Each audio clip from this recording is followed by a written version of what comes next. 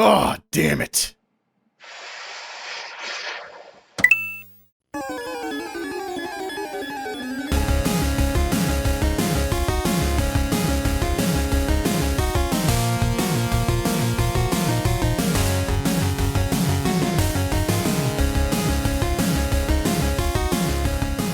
Oh, I like your kissy cup. It says Mrs. on it. Thanks, man. I am a Mrs. All right. I don't.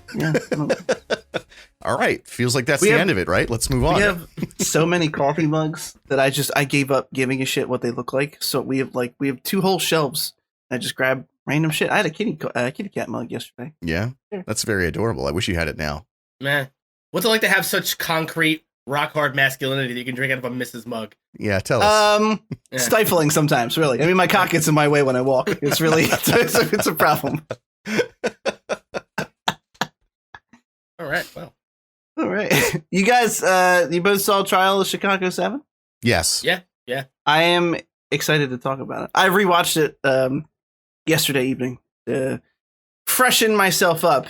And I, obviously, if I recommended it, you know that I like it, so I'm not spoiling anything. But don't spoil anything. Haven't we all seen it? Wait, what? Well, I meant like spoil my reaction to it. Yeah, gotcha. Whoever recommends the movie, obviously they're already outed as what they enjoyed. Unless right. Unless I'm just gonna be a piece of shit this week and make you watch something terrible. That's not nice. I really hope that Scott does this thing where every time that we like review a movie, he does what he did to me last week and like makes me think the entire time that he hated it. Oh, true. And I was like preemptively holding that against you, by the way. Like I was ready to duke it out. It just great. made it more meaningful when you said that you loved it. I was like, oh, okay. I mean, it was pretentious, and there's certain things about it that like he just does stuff that like it seems like he does it just to be like quirky. Like it's like Zooey Deschanel was on his shoulder whispering ideas in his ear. Oh God. You know what I mean? Like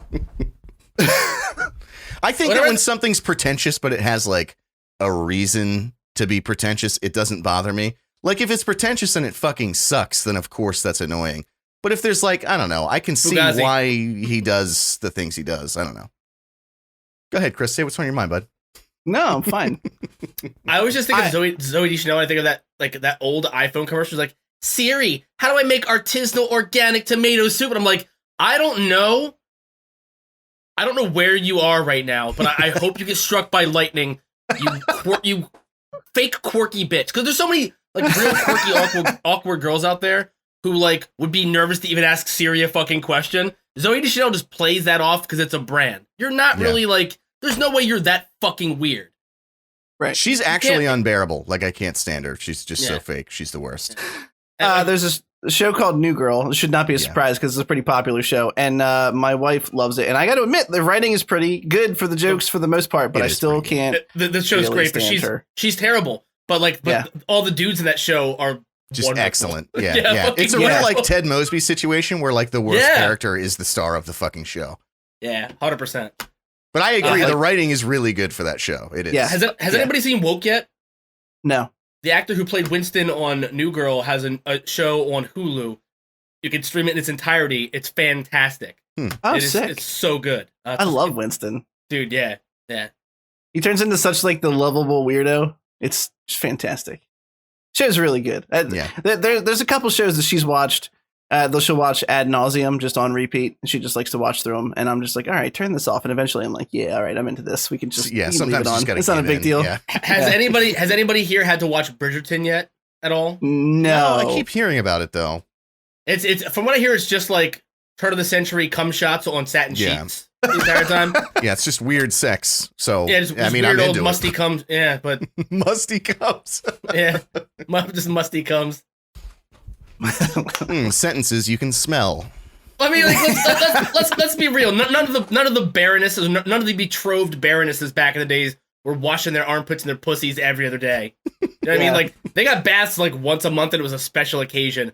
Imagine how bad sex smelled in like the 1400s. And they all wore like 12 layers in like July, and it was like high and tight up to the neck, wrists. Mm-hmm. Oh God! Let me just paint a visual for you. Imagine what the corset smells like after it's taken off after like a full day in the sun. Just imagine. Well, just imagine like being like young lovers, trying to make passionate love outside of wedlock back then, and like you get all 8 layers off of your wonderful, beautiful bride to be, and then you just taste her salty, sweaty nipples, and you have to like try.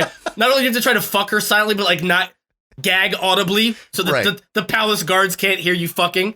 It sounds like a lot of work. Want to discourage her either, of course. That would be I feel like being a eunuch back then would have been easier than trying to suck on some salty, sweaty, unwashed pussy. It sounds. It sounds so bad. Really, what I'm trying to convey to you guys is that they knew what the inside of a used gym bag smelled like way before gym bags were invented. Yeah, they're very familiar. If I wanted to eat pussy that smelled like a fart, I'd be on Tinder still. All right. All right, welcome to the Cynical Nerd, boys. No. That's it. That's absolutely. That was top shelf, Scott Kelly. I love you. God, no. Pretty good. Boys. We have lots of stuff to discuss. We have a couple trailers, some good, some not good. I would say most not good if I'm gonna show my cards early. And then we have some news to discuss. We have WandaVision episode 8, the penultimate episode. And then we have the Trial of Chicago 7, which is the movie that I recommended last week to these two healthy, strapping young lads. And then Scott it's his turn up to bat again for the movie recommendation. So we'll just keep the thing going. But before I get too far into it, Scott, how are you today? I'm doing okay. I gotta say the docket today is overwhelming in how underwhelming it is. Oh, I agree, 100%. Yeah, and for once, I understand that's paradoxical, but it's like, you know what I mean. Yeah, you know what I mean. Yeah. For once, we're not talking about some of the same revolving door stories, like because The Flash has been in development for years, and it seems like we get a news story every 2 weeks about it. That's not super interesting, but sometimes we feel like we should talk about it. But I agree. There's a lot of new stuff in here, but not a lot of it is like holy shit. So if you guys just want to turn this off now, it's totally fine. We'll don't worry about it. Okay. We're gonna turn the fart, dick, and cum jokes up to 11 for you guys this week to compensate for having to hear about Blue Beetle. Among other things. I was kidding. Don't you turn the dial anywhere. Stay Derek, right here. We love you. How about you? How are you doing today? I'm doing wonderfully. Thank you for asking. I'm back to Scotch, just to sort of cut down on the pee breaks, primarily. Yeah. Also because I love it dearly. It tastes very good, and that's it. That's all I got to say. It's everything. Cool. What else can I say? That's it. Derek wasn't prepared for the speech I'm going to make him make right now, but you've hit 60. Who do you want to thank? Do you want to thank your friends and family? I'm so proud of you. You 60 hit level cap in WoW for the first time. I actually hit the level cap for the first time in WoW over the course of its history. Every time I've played every expansion that I've really gotten into, I never got there, and now I'm there. And I got to say, I'm really into Overwatch right now. So I had when I was putting things in the doc the other day, I was like, it'd be funny if I had one of those little poppable like party things, like and like it just shoots out. It would. It's almost weird that you'd bring it up now. Well, I'm bringing it up to tell you how much of a forgetful piece of shit I am, because I immediately forgot that, didn't write it down. What you should have done is had a bottle of champagne to pop. Oh, that's true. Yeah. And then you should have had your green screen set up again without him knowing. And when you pop the champagne, you should have had like giant butts twerking in the background. Do you remember the secret? That was so green good. Screen. Holy shit. I was so proud of that fucking move, boys. Fuck. What episode was that? Because now I have to go watch that. It was the Spider-Man debate. Yep. Okay. Yeah. Spider-Man debate. That's like episode 4, 3 or 4. Speaking of which, I know this isn't on the news, but we have a confirmed name for Spider-Man 3 now. Oh, we do. We do. We might as well pull it. We might as well pull that out of the bag right away since you mentioned it. What is the name, Scott? No Way Home. Great. Yep, cool. Yeah. All right. Cool. Moving on. No way to save the name of that film. All right. We got a couple trailers. I'm gonna get the absolute. I have nothing else to talk about with that. Absolutely nothing. I mean, I thought you were gonna make your little joke. Wait, what was my little joke? Never mind. I don't know. Don't. It was probably I think bad. That we collectively agreed to not make that joke. So 100. I think that's the safest bet. Yeah. Trust us. It was good, but just DM us. We'll let you know what it was. Yeah. Listeners, just be sure. It was offensive. And, whatever. It involved Flash Thompson from the original Raimi trilogy. And just let your minds run wild with that. Yeah. No, look, we knew it was going to involve the word home because, I don't know, some stupid inclination to do so. Yeah, I don't get it. It seems like the most forced thing ever. I don't know why you would have to. Yeah. Also, just make it like homeopathic remedy. Boom. Spider-Man homeopathic remedy. Done. Hire me, Disney. I agree. They should hire Derek because then maybe we wouldn't get names like No Way Home. Obviously, look, it implies that he's going to have some kind of, I don't know. I'm not even talking about it. He's going to go to the multiverse because he's been outed here. He's going to have to go to another reality. Doctor Strange is going to hide him somewhere so he can like have some semblance of real life in an alternate reality where he died before the blip or after the blip. And there's not a Peter Parker and he's going to be the Peter Parker there. It's going to be how they introduce the multiverse of madness, isn't it? Probably going to stumble. He's probably going to be like, oh, look, there's another Spider-Man here already. Who is it? Tobey Maguire, the worst one. Can't wait for this. Well, not the worst, though, right? He's just in a Dunkin' Donuts working on his own Spider-Man fan fiction because no one gives a fuck about him anymore. Oh, my God. Yeah, what if it's not even... What if it's a universe where it's Tobey Maguire himself is Spider-Man? That would be a fucking great script. Yes. But oh my listen, God. Scott, but he's the manager of that Dunkin' Donuts, all right? He's really worked this. I mean, he commands respect in that Dunkin' Donuts for sure. He gets to make his own schedule. That's how it works. He gets all the fresh jellies he wants. No one can say a thing. Extra pump with that caramel macchiato in your iced line. coffee. Extra pump. He's the man you go to. 2 pumps? Maybe. Don't push your luck. I was told to ask for Toby. He's like, weren't you in that movie Seabiscuit? And didn't I catch you web swinging in here? What the fuck is going on in this universe? You can also tell because he's been eating too many jellies. He's got the little pooch like the Spider-Man from the Miles Morales film has. Yeah.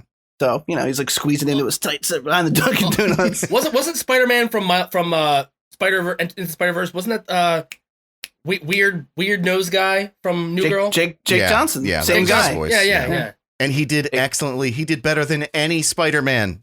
Even Chris Pine's 3-minute Spider-Man was better than any of the Spider-Man. Excellent. Yeah, God damn, that movie's so good. It is a fucking joke. Every time someone brings it up, we all just opine for a minute about how delicious that film is. It's really great. Can't wait for a sequel, really. That's like, where's the announcement on that? Please. No, it is. It's, I think, 2022 is. Yeah, they're definitely working on it. I don't know if there was a date, but I'm just going to believe Derek because I trust him with all my heart and soul. Moving forward. Thank you. Just without question. And that's how the Fourth Reich starts. No! I'm going to start off with the shittiest trailer, in my opinion, and only because it shows absolutely nothing. Huh? What'd you say? Yeah, I think you said it so loudly that it peaked out and I didn't even catch it. Jupiter's Legacy? Anybody know what that is? I thought it was Jupiter Ascending, but like a prequel or something. 100%. I was like, really? It hasn't, like, come on. We don't need more of this. I'm going to tell you everything you need to know about it. Ready? 2 sentences. Follows the story of the world's first superheroes who received their powers in the 30s. Sentence 1. In the present day, they are the revered elder guard, but their superpowered children struggle to live up to the legendary feats of their parents. That's it. You know what this is. Two things to follow those 2 sentences. 1, you just read the fucking synopsis. Of course I did. 2, those are 2 bloated run-on sentences that even make me cringe. I can't imagine what a grammar Nazi would feel if they heard that. Hey, look, someone else wrote them, and then another person proofread them because I don't manage Wikipedia. You guys do. Run by the people. Yeah, this is going to suck. This is going to be terrible. We were just saying last week how that's like the most recycled plot line. Like, trying to be as super as mom and dad. Like, let's do something new. This is terrible. It's clearly Netflix's attempt to like superhero culture is out of control. Yeah, it really is. It's a rabid dog. Someone needs to take superhero culture out back like Old Yeller and put a fucking bullet in its head. It's time. It really is. So I'm ready for the next thing. We're all gonna cry when it happens, but it needs to be done. It's too much. Yeah. Here's where you find out that World War III was started by some incel in his basement who's really, really fed up with superhero movies, and he wants to like turn back the clock to like westerns or something. Like, spaghetti westerns, boop, and then the bomb hits, and that's the end of it. The spaghetti western bomb. It's very, very optimistic of you to assume that we wouldn't go right to Mad Max territory. We would go back to spaghetti western. Yeah, I'm internal optimist. Either way, there's probably a lot of forced sodomy and weird gunfights, right? Yeah, well, look, if Westerns come back, I'm going to kill myself. I'm just telling you guys right now. God, those movies are boring. They're just the worst. Yeah, this is fucking terrible. Have you ever watched one that didn't just fucking put you right to sleep? Never once in my life. They are awful. No. They are boring movies. I mean, I've never seen a good one. I don't think my grandfather has either because he's always napping while they're on. like I'm not even kidding. Scott, that might not be because he thinks the movie's bad. It might be because he's an older fella. But no. Scott, have some heart. He's been on a 40-year streak since I was 5 years old. This man, he is 85 years old. He's a fucking champion. All right, this guy has been for my entire life sleeping in a fucking reclining chair with a Western on TV. And chopping wood. The one time I met him, he was chopping wood. Yeah, he still chops wood. Oh, nice. And he kept calling you Scooter, and I was like, I'm taking that shit. It's mine now, motherfucker. He definitely never called me Scooter. Oh, maybe I'm thinking of another weird old family member of yours. Maybe. I just want Derek to keep please. Maybe I fabricated the whole fucking thing. Yeah. I have no idea. Yeah, I think you had a fever dream at some point. Yeah. Please just continue to make up nicknames for Scott and assign them to random family members. Just shit. Do me a favor. Oh, man, do me a favor. Having an existential crisis right now. Yeah, I still remember that. Pick up your totem. Make sure it feels the same and weighs the same. Yeah, so remember that time we ran in the car with Christian? Christian? Do you really not have a family member that calls you Scooter, though? Seriously? No. This is, God. The only person who does is Bobby. Bobby called me Scooter in high school. Oh, this is good. He used to tell people, yeah, because he's so short that when girls ride him, they put their foot on the ground. Like they're trying to... Well, that's just mean. I thought it was because it sounded like Scott. That's no. I was real short and did a whole lot of fucking. His implanted memories are not lining up, and now he's going to malfunction. He's going to wake up from the simulation. Yeah. Anyway, so look, we back to Jupiter's Legacy because it's going to be an amazing film. We just move on. No, one more thing. We literally watched the animated version of the full trailer for this last week. It was called Invincible. They're doing the same plot over and fucking over again. The only thing I wanted to tag on here was that it's from Mark Miller, which is maybe the only good thing about it. If you like Mark Miller's things, he did Kick-Ass and Kingsman, both of which I thought were fun enough. This comes out May 7th on Netflix. I feel like Mark Miller can't make something this joyless and recycled seem fun and fresh. That's it. I mean, someone who just adamantly loves superhero shit. It just, when I saw what it was about, I was like, really? Again? Yeah. How many of these plot lines did okay, all right, whatever. That's enough. Next up in the trailer is Zack Snyder's Army of the Dead. Comes out also in May 21st. And I'll give you guys wait, I don't need to give you the fucking synopsis. It's a zombie movie. The thing that sets this one aside, because whenever they do zombie films now, they have to have the new thing they wiggle in there, is that there's a zombie outbreak. They're in Las Vegas, and there's a group of mercenaries that decide they want to go rob a fucking a casino or a bank or something. Yeah, but that's not like wiggling. It's just like all right. Well, first and foremost, it's ridiculous to rob a bank in a zombie apocalypse because the only thing that's gonna have any real value is bullets, food, water, medicine. Yeah. But I don't. Maybe they don't have trees out there and they need to burn the money for warmth. It's got to be there's got to be something more to it that we don't see in the trailer. There's got to be a reason why they have a reason to rob. They might be going into this bank vault to get a specific thing for somebody. Yeah, I agree. Because every zombie movie has the Dennis Hopper, right? Like Land of the Dead had Dennis Hopper in the tower. Day of the Dead had that one prick who was in charge of the army base who gets the full meat patty treatment at the end where they tear him apart. So good. That was very good. Yeah, every good zombie meat movie patty treatment. Oh, I got to incorporate that into my lexicon. That's a good one. Yeah. Like when someone's just meat salad, basically. When someone just gets completely just pink misted. But God, dude, the practical effects are so. All right, I'm getting sidetracked. Every zombie movie needs a human to hate more than the zombies. The zombies are. That's true. Zombies in every good zombie movie and every good zombie anything, zombies are treated as a force of nature. It's like that. If it's the heist movie during a hurricane, the heist movie during a flood, right? The prison break during a tornado. That's just the element you have to deal with while the main plot is going on. That's the element you wiggle around. That's what I was saying. You said it like it was a trope, but it's. I mean, at this point, zombies are kind of R-worded trope, right? Yeah, it's the worst. It's crazy to me that like zombie is a genre. Like you can be like, what movie do you want to watch? A comedy? A drama? Zombie? Like that's a thing. It's what not about a zombie? Oh, you motherfucker! I was just about to say that. I literally was gonna go. Maybe we should make a zombie comedy. Oh, yeah. So we're both uncreative. Wow, fuck. Yeah, zombie.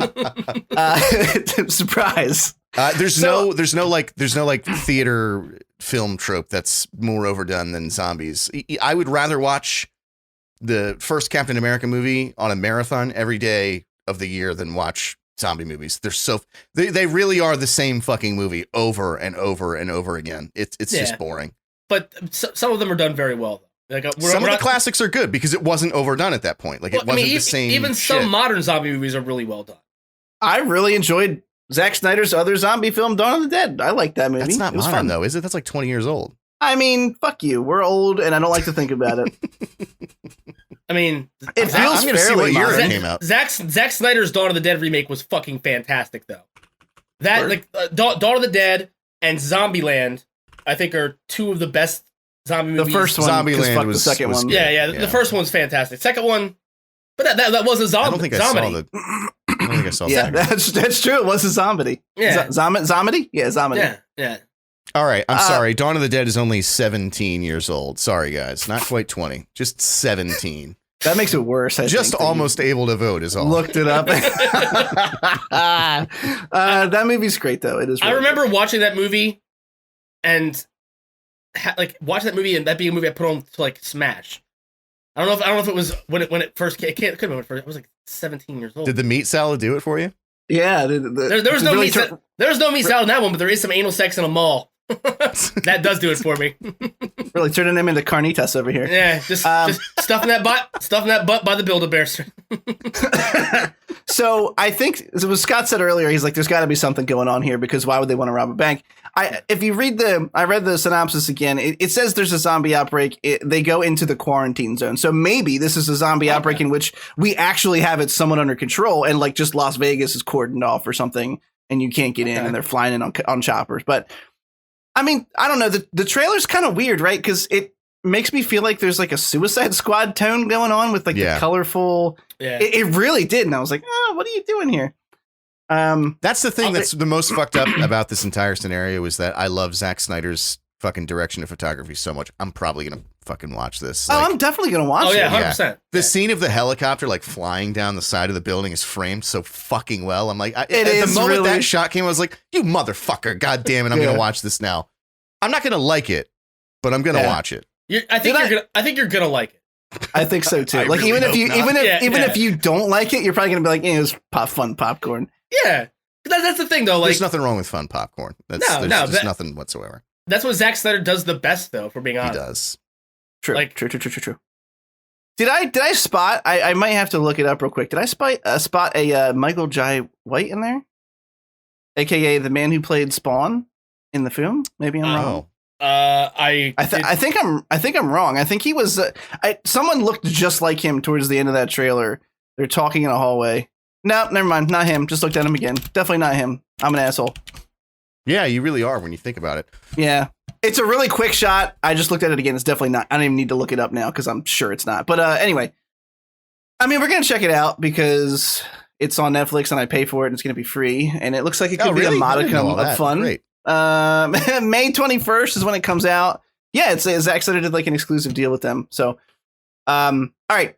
We have one more trailer to talk about, I think. And that's one that I am actually very excited about, and it's MODOK. So we talked about MODOK a while ago when there was a virtual con that went on, and they had like a behind-the-scenes thing where we saw them talking about it. There was only snippets of footage, and now we got not only the first official like announcement trailer, but they told us the date's coming out, and there's a little bit of extra footage in there, uncut in certain scenes without like people, Patton Oswalt or something talking over them. It comes out May 21st. Also, same day as Army of the Dead. This one's coming out on Hulu though, and it looks really good. I mean, like, Derek, did you like this trailer as much as I did? I did. Something that we've been talking about a lot is something I've been calling the dying gasp of the superhero genre, and sort of like the weird ways that they're trying to put these superheroes and villains in new scenarios, which generally in other genres like really comes off as desperate and awful. I hate to admit is really working out. Like we have WandaVision, which we're going to talk about later, which has been great so far. And now it's like a totally new take on, it's not live action. There's not these huge action set pieces. It's just fucking stop motion, goofy bullshit. Patton Oswalt. It looks great. I mean, it's only a minute long trailer, so there's not a whole lot to chew up, but I think that's the whole point. It's not like a story driven thing. It's just a goofy thing. And the simplicity of that is, I don't know. I think it's endearing and I don't know. I just loved it. The tone was great and I can't wait to watch it. It looks really good. Scott, how'd you feel about MODOK? It looks like a blast. Looks really fun. Yeah. It's the art style is like charming. Like it's literally Marvel Robot Chicken. Yeah. It's absolutely Robot Chicken. And that's all it needs to be. And like, it's just cool to see something licensed like with the whole like the under the Disney umbrella that doesn't have to be part of that giant shared overwhelming exhausting universe at this point. So yeah, anything that's a little divergence I'm here for, especially if it has Patton Oswalt in it. Like Jesus fucking Christ. Yeah, he's pretty hilarious. I lied. I thought that was the last trailer. We have one more. It's the one that Scooter put in here. This trailer is called The Vigil. Oh, yeah. It is an IFC film, IFC Midnight. It is in theaters and on video on demand 2 days ago, February 26th. So I literally just finished watching it before we started rolling. Scott, how do you feel about this film? I think it looks dope, honestly. Yeah. Yeah. I mean, it's a nice break from all of the possession of Emily Rose copy paste bullshit we've gotten over the last 15 years or so. Right. When they dive into like Hebrew mythology in horror movies, I think it's always way scarier. I mean, first of all, Hebrew is it's a scary language to hear an old man mutter in. Let's be real here. It's it's true. There's a very it's the same thing as like hearing like a decrepit old woman like saying something in Latin. You're like, oh, she's a witch. 100% she's a witch. but like Latin, like I've heard Latin for like so like you can't even like you have to say something in Latin in 8 voices at once to scare me at this point in a horror movie. You know what I mean? Like it's gonna be 8 octaves. It's gonna be a one man choir. It basically would just sound like Freddie Mercury at this point, like in Latin, and I'd be like, ooh, spooky, but also, aw, kind of beautiful. Yeah, nice. No, but there was a movie. I mean, I've seen a couple movies that kind of play along this same trope where they kind of like they take a certain ritual in the Jewish faith and they explain why it's done. Like there was one about a Divik where it's like a curse, an active living curse in a box that they did a couple years ago. Okay, I think the movie was just called The Box or something like that, and that one was terrifying. And just the idea of something not wanting to kill you but just wanting to like torment you and feed off your fear is somehow scarier than something just wanting to kill you. To me. Yeah. No, I agree. I thought the trailer was really good too. So the one thing that concerns me about it is that it's PG-13 and it's supposed to be a horror movie. And like, look, it doesn't have to be R, but I don't know. To me, I'm like, yeah, I mean, why wouldn't it be though? That is weird. Yeah, my boner is dethroned officially. I didn't realize that. Like, I didn't see that. I mean, Other than that, like I thought the trailer was excellent. I thought it had like vibes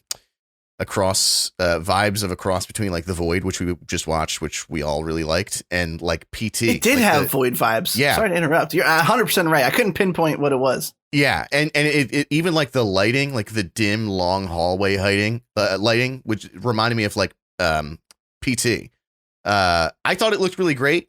I thought it looks like they're using a lot of practical effects rather than CGI, which also obviously we've said many times that we love.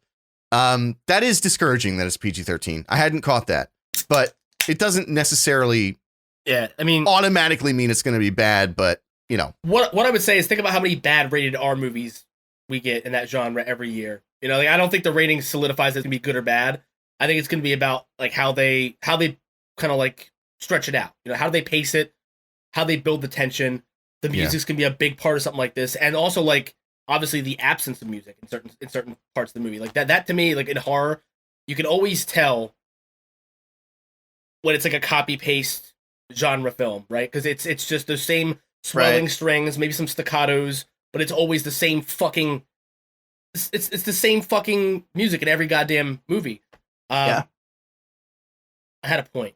I lost it, but something I think is like really like it seems we're moving further and further away from in horror that I love is it seems like before it was like show the scary thing as quickly as possible, whether that was to like lock a burned still frame in your mind or if it was just a budget cut thing or both, who fucking knows. But now it seems like what they're doing is letting shots hang in difficult to decipher lighting. So not necessarily poor lighting, but lighting that makes your brain, it takes a second for you to, it's like everybody's been walking around in the woods at nighttime at some point in their life and they go like, am I actually seeing what I think I'm seeing? Or is this like some weird? Yeah. And I think that like that, this trailer showed that. I think games like Visage and PT do that really well, where it's like, you see this sort of figure walking up a hallway in the distance. And rather than showing this like horrifying creature and then like zipping away from it, you just kind of have to go like, oh, is that what I think it is? Oh, fuck, it is what I think it is. It's like it sets in your brain. It just makes it more like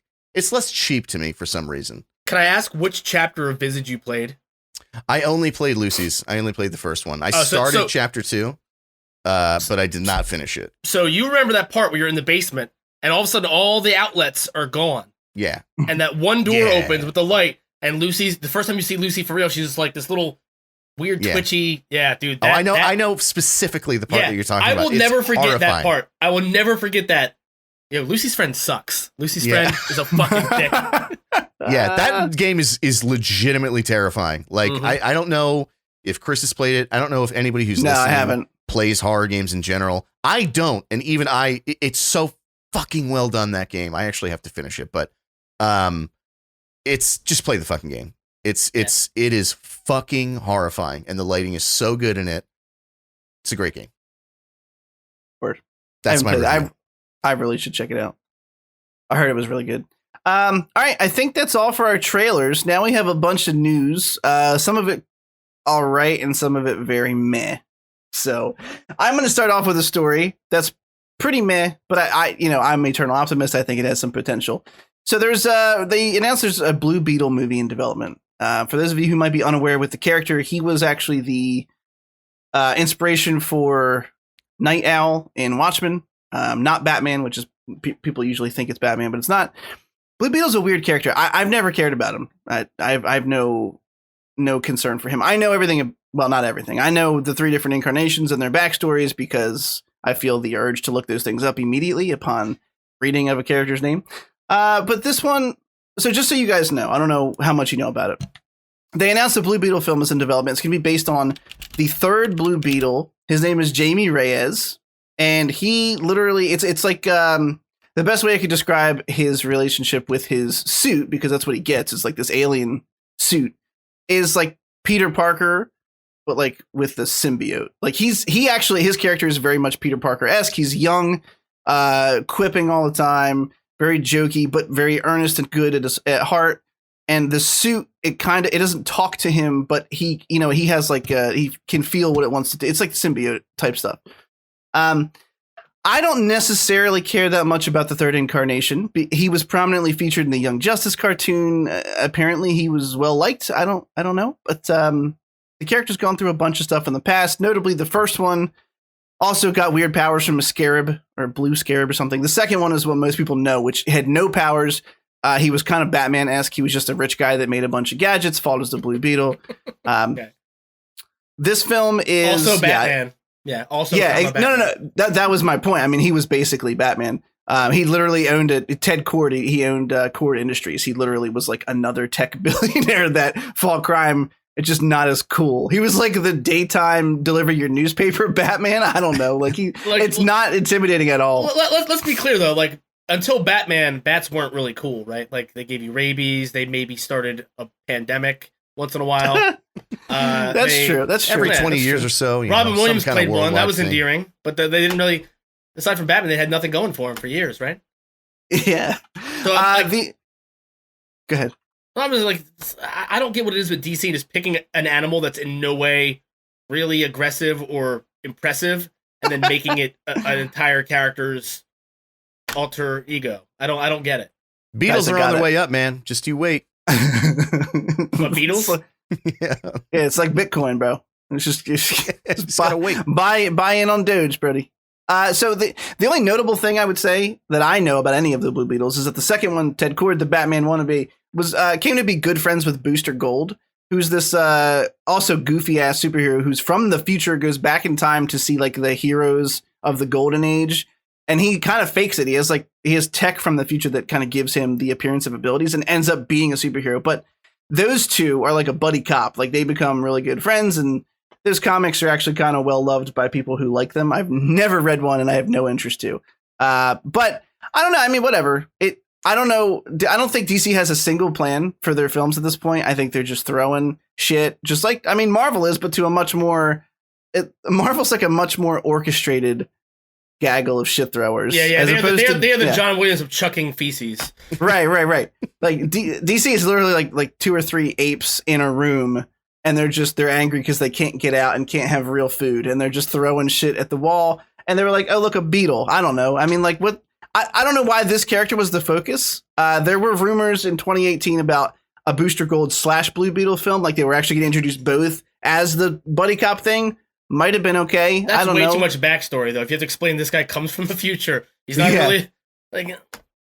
What would the second act downfall be? That like Blue Beetle finds out that Booster Gold, whatever the fuck it is, you're not really a superhero. You just have advanced technology, and you didn't tell me. I have a stupid fucking beetle costume. I can't do shit. Like, and then they like have that parting of ways, that stepbrothers like fight, that feud, and they come back together at the end, and they play the Catalina wine mix, and they fucking rock it. Blue Beetle's the kind of character who's so silly that I could imagine them putting him in the Harley Quinn DC show, because his intro would be like Blue Beetle, and then Harley would look at the camera and be like, "Don't worry, he's basically Batman, but with a stupid fucking costume," and that would be all you would need to know. Yeah. What are his powers? I mean, is it just he's shitty Batman? Well, that's the thing. Like, not all versions had powers. So the first one had powers, the second one didn't. The third one has like the one they're making the film on, Jamie Reyes. The Scarab gives him like this alien suit that can do basically whatever the fuck he wants. It's a MacGuffin. It can fly. He can shoot Mega Man lasers. His hand turns into a cannon like Cyborg. It's super strength. The whole 9 fucking yards about it. So it's really kind of whatever they want the plot device. But does it matter when you have to look like a beetle while you're doing it? You know what I mean? Wouldn't you just rather be a human? Yes. Yes, 130%. And I don't want to give this story any more time because it doesn't deserve it. Unless anyone has any more jokes to poke fun at it. I mean, I don't. Good. I would say the only merit I could see is I did read in the article this would be the first time a major studio had greenlit a superhero movie where the leading role went to someone who was Hispanic. That's cool. Oh, for DC, yeah. But also, I didn't even know the character existed until Injustice 2. If I'm being honest, I'd never heard of him before. It does seem like it's kind of an obscure character. It seems like if you were going to like introduce this character, you would do it as a side character in maybe The Flash or something. You would like introduce the character beforehand, give him some screen time, and then give him a solo outing. And again, to me, it just like it's not that I don't think you can make any character compelling if you write a decent script. You can, there's versions of Superman that I don't give a fuck about, and there's versions I do. Right. But it feels like they're just rushing. It feels like they have no roadmap, or if they do, it's like it's a roadmap, but they're using that instant transmission. You know what I mean? Like they have a roadmap, but they're fast traveling. Is the only way I can really sum it up. In a way that or makes sense. I have a good idea. Maybe it's a roadmap written in washable Crayola crowns. How's that? Accurate? And it's raining. Uh-oh. Oh no! It seems like the roadmap is just like a toddler scribbling with a crayon on a Denny's placemat. Is all it is. Yeah, exactly. Yeah, and you know how that story accurate. ends? That toddler has diarrhea. Did he get the grand slam? Every time. Gets me every time. But it's worth it, isn't it? Right? As long as you get it on like a Friday night, you have the whole weekend to just work it out. Just get there. It's always shit, delicious. that's a good sandwich. And I always regret it. Yeah. Mm-hmm. All right. Next up on the docket, a little bit of weird news. So we didn't talk about it because I don't want to I have to watch it first, obviously, but there's a HBO Max drama going on. Alan V. Farrow. Oh no. Oh yeah. Oh yeah. Wait. Gentlemen. Diddler Court is now in session. Here. Diddler Court. Hey. I forgot my wig. I forgot my white curly wig at home, boys. I'm sorry. I can borrow one from you, Derek. So the Diddler Court is now in session. Woody Allen. Wait, why do I have an excess of white curly wigs? Hang on. I mean, I only got one for myself. You just in my mind's eye, in my whispering eye, you look the best in a white curly wig. Okay, I'm putting that out on Front Street. Now I'm going to Photoshop it later, so that maybe that can be our image. It's just Derek with a curly white wig. Yeah, he's gonna be the judge of Diddler Court, and it's got to be Woody Allen. Like in chains. I can't fit all that in a thumbnail, but maybe him sitting behind the desk with the robes and the white, you know. I just want to see what you can do. This is Woody Allen's got to look sad in handcuffs. I'm sorry, I need it. I need to see it. I need it. Even if he's like in the very bottom corner, like looking up. Okay, that's fine. That's fine. I can do that for sure. I appreciate you guys. My Photoshop skills, I still consider them quite meager, but you guys test them in very odd ways. No, I believe in you. You can do this. Yeah, 100% you can. I mean, we can never share the context with the public, but we turn Lady Mormont into someone from Avatar, and I was quite proud of my creation. I was quite proud of that. It took me a little longer than I expected, but I learned a couple. We can't share the origin of that, or we won't, because I think we can. We won't. But we won't. We definitely won't. Not appropriate. But we're already pushing a couple lines, and there's a couple we gotta really stay away from. Yeah. It's like we're playing. Such as that Photoshop. You mean like how Woody Allen has to stay away Spider-Man from high schools? Yeah. So we're bad judges because we're prejudging the case. You haven't heard all the evidence yet. No. It doesn't matter what happened between A and B, because C is he married his stepdaughter, his adopted. He's a gross old pervert. Fuck that guy. Fuck the Jade Scorpion. Fuck any movie where he has a 30-something-year-old knockout playing his love interest and he's a 65-year-old pedophile. You liked her when she was 15. You have no interest now that she's 30. Hang on. We gotta get the intro for the listeners. Save your rage. Put it in a little jar. Okay. Put it in the pocket. Mm-hmm. And then unleash that bad boy in just like 2 minutes. Mm-hmm. I feel all that too. I'm with you. But let's form our narrative. Derek's the rage whisperer. We should drag him out of the street and cut his fucking head off. I'm sorry. Jesus Christ. So anyway, he won't even know what's going on. He's so fucking old at this point. Yeah, it's crazy. Somebody wants an autograph. I don't even think it's the point in telling the article.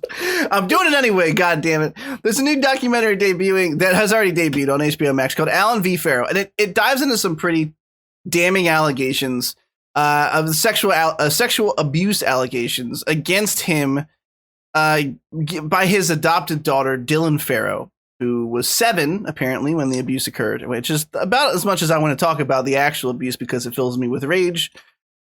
People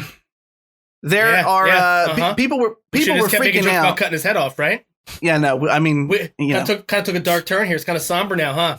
Well, it's a dark turn because what allegedly happened was dark. Anyway, so HBO Max is getting a lot of shit because if you search HBO Max for Woody Allen, the documentary talking about his abuse allegations is not the only thing you'll find. You'll find, a couple of his catalog films in there. And HBO Max has actually come out and said that they will continue to stream. I don't know if they reversed course since then. I haven't seen it, but they have said they will continue to stream other Woody Allen films even after debuting the damning documentary. And let me just say, to play the smallest version of a devil's advocate I can, because I'll make it 100% clear. How small? Small enough that Woody Allen would try to court you? Oh no, Scott! Oh, but come on, that was really good. Yeah, that was it hurts. Really good joke. Fucking just top shelf. Really, I'm always impressed. I'm always impressed. There's two things I'm always impressed with. You, Scott. I'm also a piece of shit, but I'm not that kind of piece of shit. You're not going to Diddler Court, piece of shit. That's you're running Diddler Court. As long as you're on this side of the pew, you're all right. I want to be the bailiff of Diddler Court. That way, when he gets loud, I can rough him up. Right? Yeah. Nobody wants to be the Judge Hoffman of Diddler Court, making a reference to the film we had to watch tonight, because that guy was an old bag of shit too. All right, regardless of the thumbnail for the episode, can we please have Diddler Court just a Photoshop with Derek as judge, Scoot as bailiff. Don't ever refer to yourself in the third person again. Chris as every member of the jury, and then just yes! None of this will fit on the thumbnail. I can fit just Derek as judge. No, I'm saying secondarily, just like as a bonus. 100%, 100%. Maybe that can be like, it'll be that could be the YouTube thumbnail. It could be the YouTube thumbnail. Also, I need to stop slacking off on making the YouTube versions of our podcast because I actually have a storage issue. Regardless, don't need to talk about it. Anyway, back to the story. There is a lot of hubbub about this. There's 6 Woody Allen films still on HBO Max. Scoop, whatever. I'm not even gonna. You don't even need to know what they are because fuck this guy. Yeah, they're all not good movies either. Like it's not like he's. So I was only my tiny devil's advocate before Scott stole the show with that fucking joke. Was that he's not been proven guilty of this in a court of law, and therefore they are allegations and not proven by the rule of law, however you want to fucking pray. That being said, I believe her 100%. I think he's absolutely garbage. He married trash can garbage man. He's married to his daughter. Yeah. No, like we've heard about his transgressions before in his career. This isn't the first time. Yeah, no, but he's married to the little girl that used to be his stepdaughter. She grew up and he married her. Like he's 100%. He belongs in Diddler Court. If there was a real Diddler Court, the tribunal. No, he does. Yeah, and it's I have such a weird relationship with Woody Allen and his films in that like I hope not. I hope not you don't have a weird relationship with Woody Allen. In that like not really though. I mean, my exposure to his films was sort of my exposure to like independent film and sort of the quirky side of this and that, and sort of it like opened those doors for me to like explore that kind of film. But he was also the first guy that like when I found out the shit that he was doing, he was my first like person that I idolized that I had to then demonize, like, and which can be difficult for people to do, to admire someone for so long. Kind of like with Louis C.K. It's like you find out what he did, and of course he's hilarious. Of course there's this wisdom behind his words, and then you find out with the terrible shit that he's doing. And of course you have to bring him down off that pedestal, and it can be hard. But it's the right thing to do. Woody Allen is a fucking piece of shit. He's an awful human being. Beyond just marrying his fucking daughter, which is obviously enough. Yeah. Yeah. There's been accusations throughout his entire career since the fucking 70s. Like he's just a piece of shit. He's an awful human being. He is emblematic of this idea that if you have enough money, you can get away with fucking anything. And he's been getting away with it for half a fucking century. It's not right. Fuck Woody Allen. In summation, fuck that. We should banish him to the Phantom Zone. Yeah, absolutely, we should. He's the clearest example of someone who you can. Oh, okay. So it's not. It's not like you can either be what. Can you make me, you, and Derek be the Kryptonian judges, like from the original Christopher Reeve Superman, and then have Woody Allen be banished to the pane of glass in the Phantom Zone? You could fit that. I can absolutely have, like, if the thumbnail was just Woody Allen banished in the pane of glass on the Phantom Zone. Absolutely. And then I can put us up in the top corner, like, faded out. Yeah, looking down on him. Anyway, so what I was going to say was, he was the earliest example, and that's a good angle to come at it from. I didn't think about that, but I think you're kind of right. He's, like, one of the first people who I thought was talented, and I also found out was a piece of shit. And it was kind of like shattered my world of like, those two things are not mutually exclusive. You can be talented at what you do and also be trash can garbage man, like human piece of shit. And trash man, garbage boy, get out. No, it's trash can garbage man. Thank you. You got a very specific order to that. Stink man. I just remember like hearing about all this, like, well, not all this shit, but I remember hearing about allegations of him and Su Yin. I'm not sure. Before I even had seen any of his films, and then like I think I saw Annie Hall. I was like, all right, that was fine, but this guy's clearly a piece of shit. He's a fucking weirdo. Like, I don't know. For me, I think I'm the polar opposite end of the spectrum. I was exposed to like the rumor mill and all the controversy surrounding him dating his former daughter before I'd actually seen any of his films. Oh. Yeah. It was Soon Yi. Soon Yi, sorry. Yeah, Soon Yi. I looked it up. Don't worry, I got you. So I'm a dick for not knowing her name, but I'm not a diddler. No, you're not. I didn't even know what her name was. Dick, not a diddler. There was one of his movies. I don't know if it was Annie Hall or not, but there's a part where he's like on a date with this woman, and he, like in his head, he's like trying to hype himself up to what? Oh, God damn it! But basically, in this scene in a movie, he's like making a joke out of like, oh, should I just not even ask her and just have sex with her? Because I read a psychological report that some women like that. And I remember seeing that as a kid and being like, oh, weird, dark, off-color humor. Okay. And now it's like, ugh. Yeah. That was like legit shit. Woody Allen, like injecting himself into his fucking scripts. Yeah. Like just weird shit. Yeah. Reason number 34 to hate Ted Mosby is Ted Mosby loves Annie Hall and all Woody Allen movies. Yeah. Reason number 34, not rule 34. Very, very different. Yes. If there's Ted Mosby, rule 34, it's just him masturbating by himself. No one wants to fuck Ted Mosby, even in fan fiction. There's not, because no one wants to draw Ted Mosby doing that either. He's the only thing on the internet there is not rule 34 of. Yeah. He's the exception. He's the exception, yeah. And in the background, all you can hear is... How much would I bet that you're wrong about that? I'll Google it right now. I mean, are you going to find out? Because if at least you're doing $5, the searching, I don't mind. Yeah. And then in the background, Paramore, the only exception is you, is playing softly in the background, and very sadly, he's just upset about it. Okay, I don't want to talk about him anymore. He's a trash can garbage man. Sorry, that's what I said. Can that just be the title? I know, like saying you should drag someone out the street and cut their head off sounds really harsh, but I'm gonna double down on it. I'm gonna stand by it. Yeah, no, I'm fine with that. Yeah. I feel like fingers and toes first, so there's some suffering. You know what I mean? Yeah. Mm-hmm. I would say just submit him to Jigsaw, right? Just let that puppet have its way with him. I mean, he might like the role reversal to have a tiny. Yeah, but he'd be like, "Do you want to play a game?" And Woody Allen would be like, "Ooh." Yeah. What kind of game are we playing?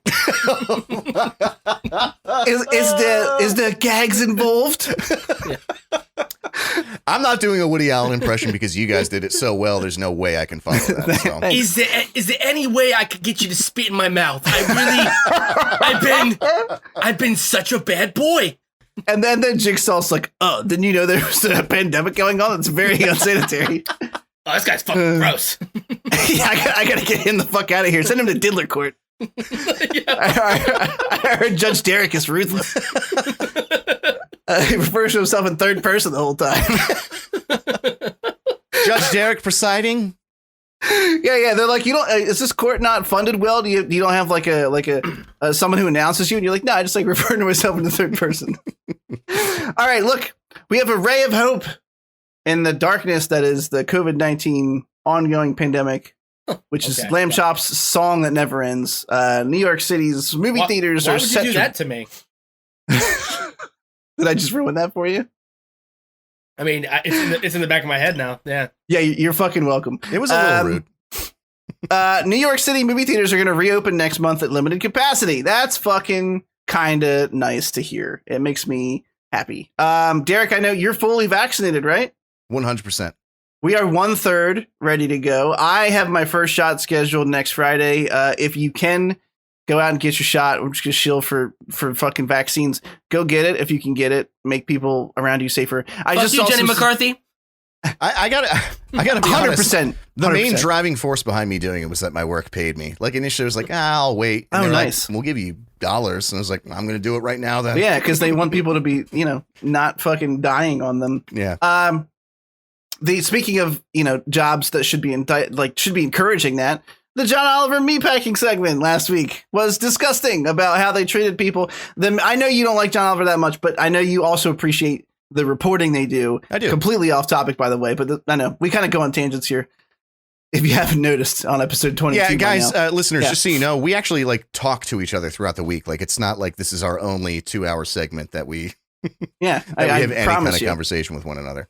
But the managers at this meat packing facility, it was like Tyson Chicken or some big one, took bets on how many people were going to die of COVID-19 in their fucking facility. It was disgustingly annoying. Yeah. I digress. My first shot scheduled for Friday. I'm not down for cannibalism. You know what I mean? Like I'm not like excited for cannibalism, but I would eat those managers. If you told me who they were and what they did, I would eat them. Yeah. Would you eat Woody Allen though? No. Yeah. That's got to be tough. I feel like even when you cook his meat, it would still be gray. It would just be, you know? Oh, gross. It's like pheasant meat, right? It's got to be. It's kind of, everyone's like, oh, get some venison. He's all neck too, though. You know what I mean? Like, just neck all the way down, man. Yeah. So go get your fucking vaccine if you can. Make other people safe. What do you think liver spots taste like, Chris?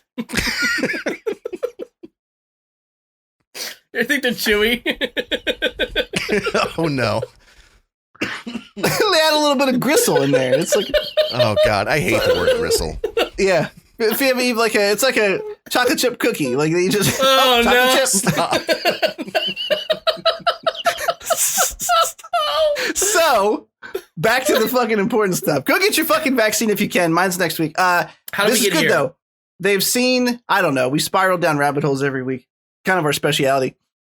They have early reports out of the UK that people who get their first shot, that their death rate is 75% less likely to die from COVID-19, like 50% less likely to get ill, and it's like 85% after the second shot. So like, please go get them so we can all return to some semblance of normal fucking life, and I can go hang out with these two bullies. In real life, we can have our first fucking live podcast episode when I'm not worried about killing one of my closest friends. We did. I have to say, at work, we have one person in my office who has been very vocal about refusing to get it done. Just and of course, she is the one person who tested positive for COVID. And I sit right next to her. And that's why I got tested 2 weeks ago and it came back negative. And that was after the first shot. I just got my second one the other night, but I don't know if those two things are related. Maybe I just got really lucky, but I don't know. That's how I've been. She sounds like just the worst. Yeah, she's okay, I guess. He's like, yeah, maybe I shouldn't say all this publicly. So yeah, light at the end of the tunnel. Hopefully, maybe. That's all the real world news we have for you. Let me pose a question to the boys. Scott, I'll actually direct this at you first. If you could think of one video game franchise that you really, really wanted to turn into like a show or a movie, what would it be? Would it also follow-up questions? Would it involve a clown, or would it involve cars in a post-apocalyptic setting? See, I know what you're doing here, but now I'm going to answer your question truthfully and in painstakingly descriptive.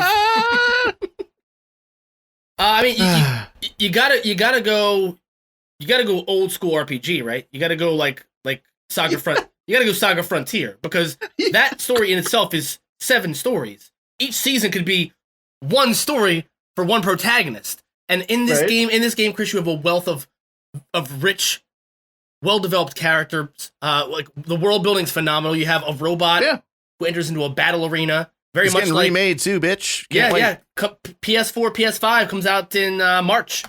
Nice. You have basically battle bots, but an anime for this one character story. You have a superhero who has to live not only his real world life, but also fight crime and defeat supervillains. Nice. All of which you have to power level to defeat, because you have to grind, man. You got to fucking grind. I can't tell if you're being a dick right now or if you actually played Saga Frontier. It's really hard. Oh no, I really would. I would watch a Saga Frontier anime if each season was one character story. Right. Because they all meet up at some point. I never played it, but I've fantastic. always heard it's great, and they're remaking it, so I'm going to play it then. I'm sorry. Please continue. I genuinely couldn't tell.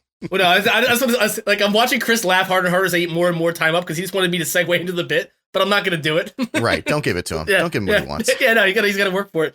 What other characters we have left? There's Lute, the lovable bard, who uses music to help unite all the peoples of the world. Basically, he wants to write a song that's going to save the world. Spoiler alert: you can't fucking do that. They tried to do that in the '80s. People still had AIDS. Still war. No. Yeah, you can't. Sorry, John Lennon. Well, no, he was already dead, right? Yeah, he was dead at some point. I wish he died sooner, though. You know what I mean? Yeah, it wasn't soon enough. It felt like he really stretched that one out. You know? Yeah. If only it happened before the Beatles. You know what I mean? Then we could just miss that whole thing. Jesus Christ. Then you wouldn't have to have your hippie friends assuring you how great they are for your whole fucking life. I'll tell you one, like the only Beatles Fuck song the that Beatles. I genuinely love is Because. And it's because when I'm really high, it soothes me. That's literally it. Yeah, but what about Twisted Metal, guys? I know. How's that for a second? You don't want me to talk about the other three characters? I car ramrodded it into the conversation. Car ramrod. I want to just pose an idea here. Instead of talking about this show, which we all know is going to be dog shit, who do you guys main in Twisted Metal? Nobody. I played the game one time. I had no interest in it. I don't care about vehicular car battles. I don't know. I understood the fun in it back in the day. You're not invited to the vehicular car combat party when COVID's over. You never played Rogue Trip, bro? You never played Vigilante 8? You never played Critical Depth? You never played Star Wars Demolition? Your childhood was broken! You know why you didn't play those games, Chris? Didn't have one N64, baby. I was too busy playing fucking Jade Empire from BioWare. The game was delicious. Oh, great game, though. All right, you've redeemed yourself in my eyes. No, fuck you, three times. Wait, before we shit on this, fuck you 3 times. Okay. Mr. Grimm is who I mained. Mr. It's Grimm. like the ghost of Christmas fucks. Like it's gonna be a horrible 3 times. So you fade into fucking dust. Episode title: The Ghost of Christmas Fucks. Okay, I'm good with that because oh my god, imagine the combo. Episode 22, The Ghost of Christmas Fucks with Woody Allen in the Phantom Zone pane of glass. It's I mean, like let's be honest. Those two things were not intentionally related, but like it's great. But the ghost of Christmas Fucks Past came back to bite Woody Allen in the ass. That mental image is such a tasty meal that I no longer need to eat dinner after we finish this. That's how filling it was. You're still gonna do it though, right? I'm definitely gonna. What's for dinner? I have half of an Italian BMT sub from Subway left over. Can I come over and have some? Yeah, come over. It's on Italian herb and cheese bread, boys. Come on over. I know you want me to shit all over this, but like honestly, it's another one of those Mortal Kombat scenarios where like the lore is there's so much there to build on, but there's not much to it because it was all about just gameplay. Here's the thing. Even Twisted Metal Black, you got 3 cutscenes per character, baby. That's all you got. I didn't know that. They were all 30 seconds long. Well, here's the thing about this. It actually does have some potential, and it has potential in the same way that we've now seen MODOK look as having potential. So the writers have been announced as Will Arnett, who I think is fucking hilarious, and then Rhett Reese and Paul Wernick, who wrote the original Deadpool film with Ryan Reynolds. So those are 3 people I find very funny, and they could turn this into like a post-apocalyptic, like tongue-in-cheek thing. You know, I mean, look, yeah, sure. I don't think the game was great personally. I know some people loved it. You're wrong. Well, that's why I said. It wasn't great though. It wasn't great. It was good, very strongly. I mean, no, it was great in 1996. Yeah, but like, it's not one of those games you go back and play every couple of years, like other games from that time. Because the controls are unbearable. Yeah. The thing is, you made Scott. Yeah. Well, who'd I mean? Yeah. Which game? Let's say Black. I'd have to go The Preacher. Okay, nice. Yeah. I always went Mr. Grimm, baby. Mr. Grimm was harder to hit. That's right. And he had that screaming skull, which is like how I feel. That's like a metaphor for the rage that's inside me all the time. He would shoot that thing out. I was also a big fan of Shadow and Darkseid. I'm not gonna lie. Darkseid was Calypso was sick too, but he was kind of like entry level. Like there was a character called Darkseid in Twisted Metal. Yep. Okay. It was a tractor trailer cat. Oh yeah. Okay. Yeah. And she had a doll face mask covering half her face. See, I don't remember that. It's we got to have a Twisted Metal Black night, fellas. That's what this means. I have Twisted Metal Black on my PS4, and I still play it like regularly when I'm trying to wind down for the night. I swear to God. What's it going to cost? $5? Because I'm probably going to get it too. Yeah. It's like $5.99 or like the most it'll be is $10 on PS4. It still holds up, man. Like the controls aren't great. Yeah, but of course. but dude, like I don't understand what happens. It's Mario Kart except people die. Yeah. Excellent, dude. That's yeah. Like I don't understand why car combat died out so abruptly. Because now with all it's terrible. That's why. Are you about to say the thing I'm thinking? Are you about to say the thing I'm thinking? Look at that finger right in the. I'll tell you. I'm pointing up at him. Who are you talking to? You. Finish what you were. I just want to put it out in Front Street. I'm pretty sure you were about to go down the road I do because we do this all the time. So I just want to see. Go ahead, continue your. Well, now you have online multiplayer, and a game like that would just be way more fun online with all your friends. You could. You let him down. You fucked up. No, it was close. We were so close. So there's just battle royale games everywhere now. Why wouldn't you combine car combat in like a new BR format or something? Oh, I mean, like 100 cars drop onto a fucking island. That sounds excessive. That sounds horrible. Sounds amazing. Maybe like. But the thing is, Twisted Metal was a battle royale. Always, it was 10 cars, one wins. It was already battle royale. But the thing is, like, yeah, it's true. Like Rocket League sells season passes, but you can't sell a Twisted Metal game. I don't fucking buy that. I'm sorry. Yeah. Rocket League's fun and all, but like season fucking passes. People who are buying those season passes will buy anything with cars in it. Like that's true. What's that? Who, me? I said that's true. I never played Rocket League. I've always wanted to. Oh, it's really fun, but it seems really fun. It is really fun. It is really fun, but it's also like season passes though. You really want to customize that fucking stupid little car? Yeah, sure don't. You spend $20 every 90 days to customize that stupid fucking car? Yeah, no thank you. All right, I gotta pee. I'm sorry. I thought that this whiskey was gonna stop the peas, but when you buy that battle pass for Rocket League, it makes it harder for your girlfriend to come. I want you to know that. When she knows that you spent $20 on that instead of buying her a $20 bucket of nuggets.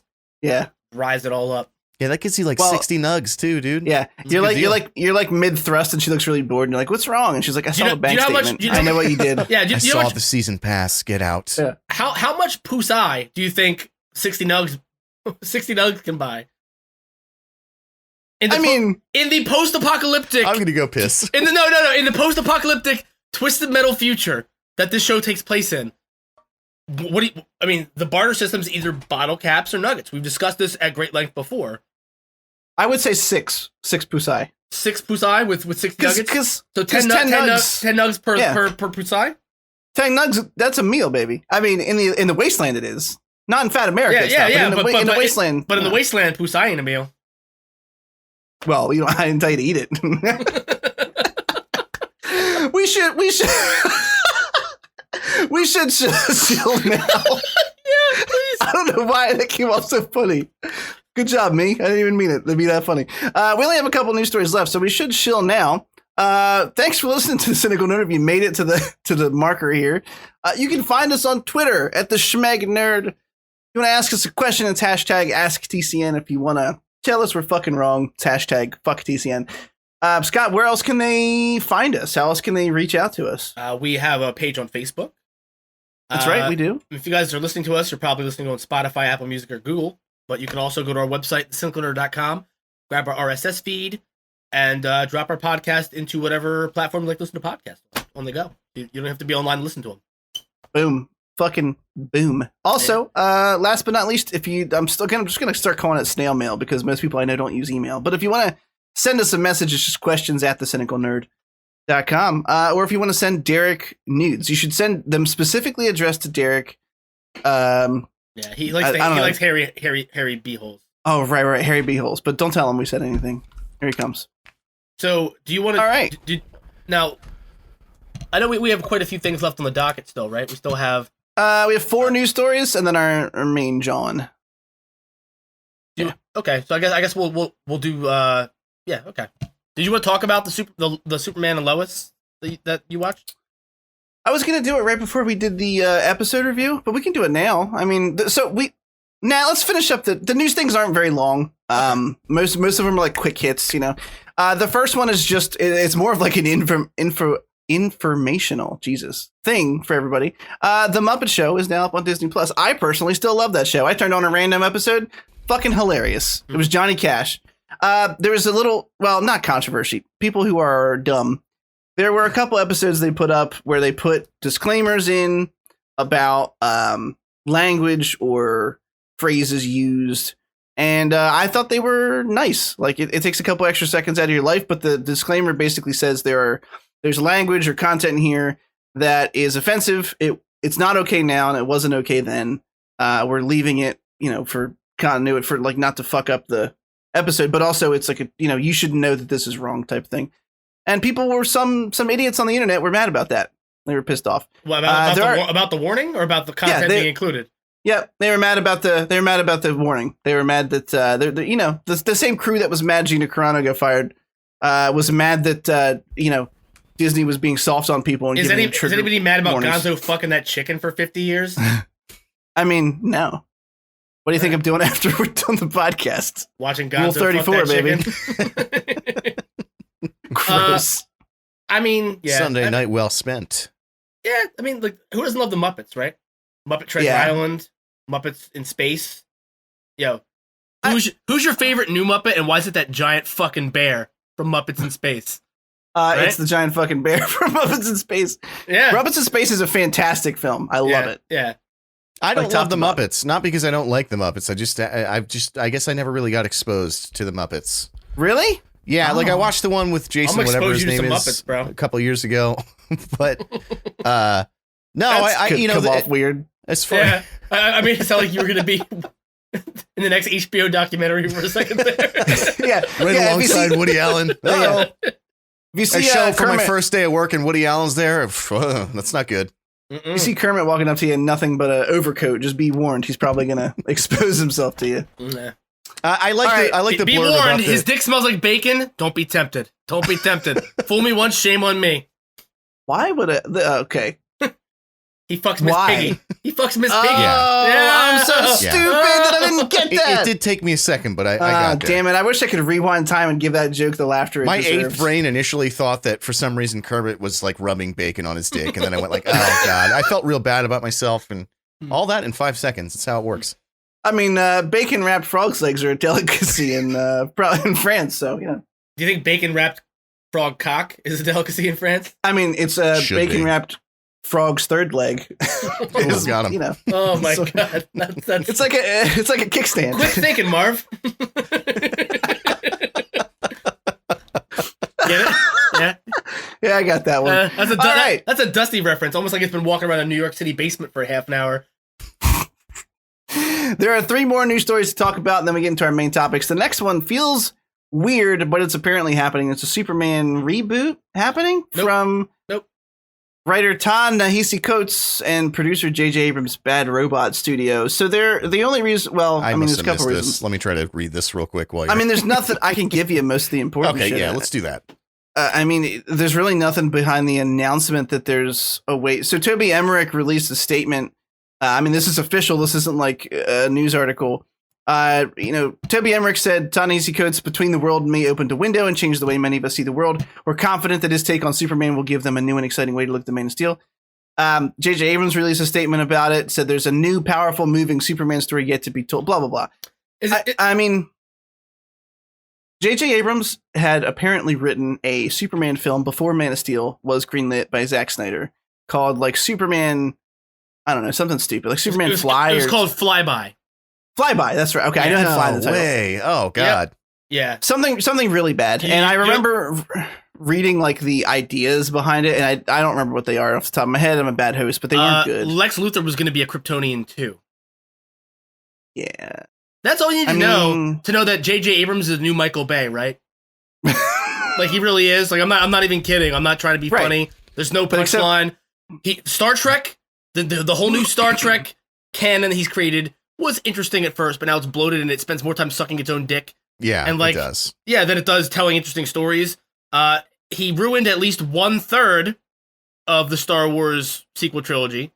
Yes, and now he wants to take a giant shit on baby boy Henry Cavill. I don't fucking think so. Yeah, JJ in the right circumstances is okay if you go in expecting JJ Abrams, but no, you're absolutely correct. He can really just shit all over everything.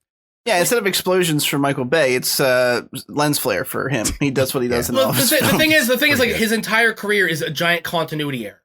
It is. Lost never it needed another 2 or 3 seasons to answer the questions that it didn't even bother to fucking try to answer in its final season. Yeah, but they were all dead, or were they? Like, fuck you, like. And then he did that Tyler Perry Look, the ending of Lost was never that they were all dead. I just want to say that. The show creators came out and said that they were not dead. All of it happened. We can have a Lost discussion another day. I'm just saying. No. There's a huge misunderstanding, which is on the part of the writers who didn't write it well enough for people to understand. No. They weren't dead. They weren't dead when they were on the island, but after they die, they all come back together because that's when they were the happiest. Yes. They were on the island. That's still just as fucking whack. That is, dare I say, wiggity whack. Ooh, breaking it out. Harsh words. I would posit that Lost is more the fault of Damon Lindelof than it is J.J. Abrams. Yeah. But I don't know that. It just feels like it's true. I think J.J. was like a producer or something. But yeah, Damon Lindelof was really the mastermind behind it. Either way. The mind behind it. Yeah. Either way. Yeah, that's fair. I don't like this the news beautiful mind behind it. Got him. He can do math, but he also thinks people are after him. Nobody knows what's going on. Yeah, that's because they are. It might be a tumor. So I don't like this news for a couple of reasons. One, despite the fact that Man of Steel was divisive and Henry Cavill never really got the true opportunity to play the Superman that he wanted to play, I think he's a good Superman. I like Henry Cavill. I think he's a good dude. Yeah. I mean, he's buff as fuck, but it's still a decent actor. He can come off earnest and charming when he wants to, and that's really the most important part of Superman. So this raises a ton of questions that they haven't answered yet.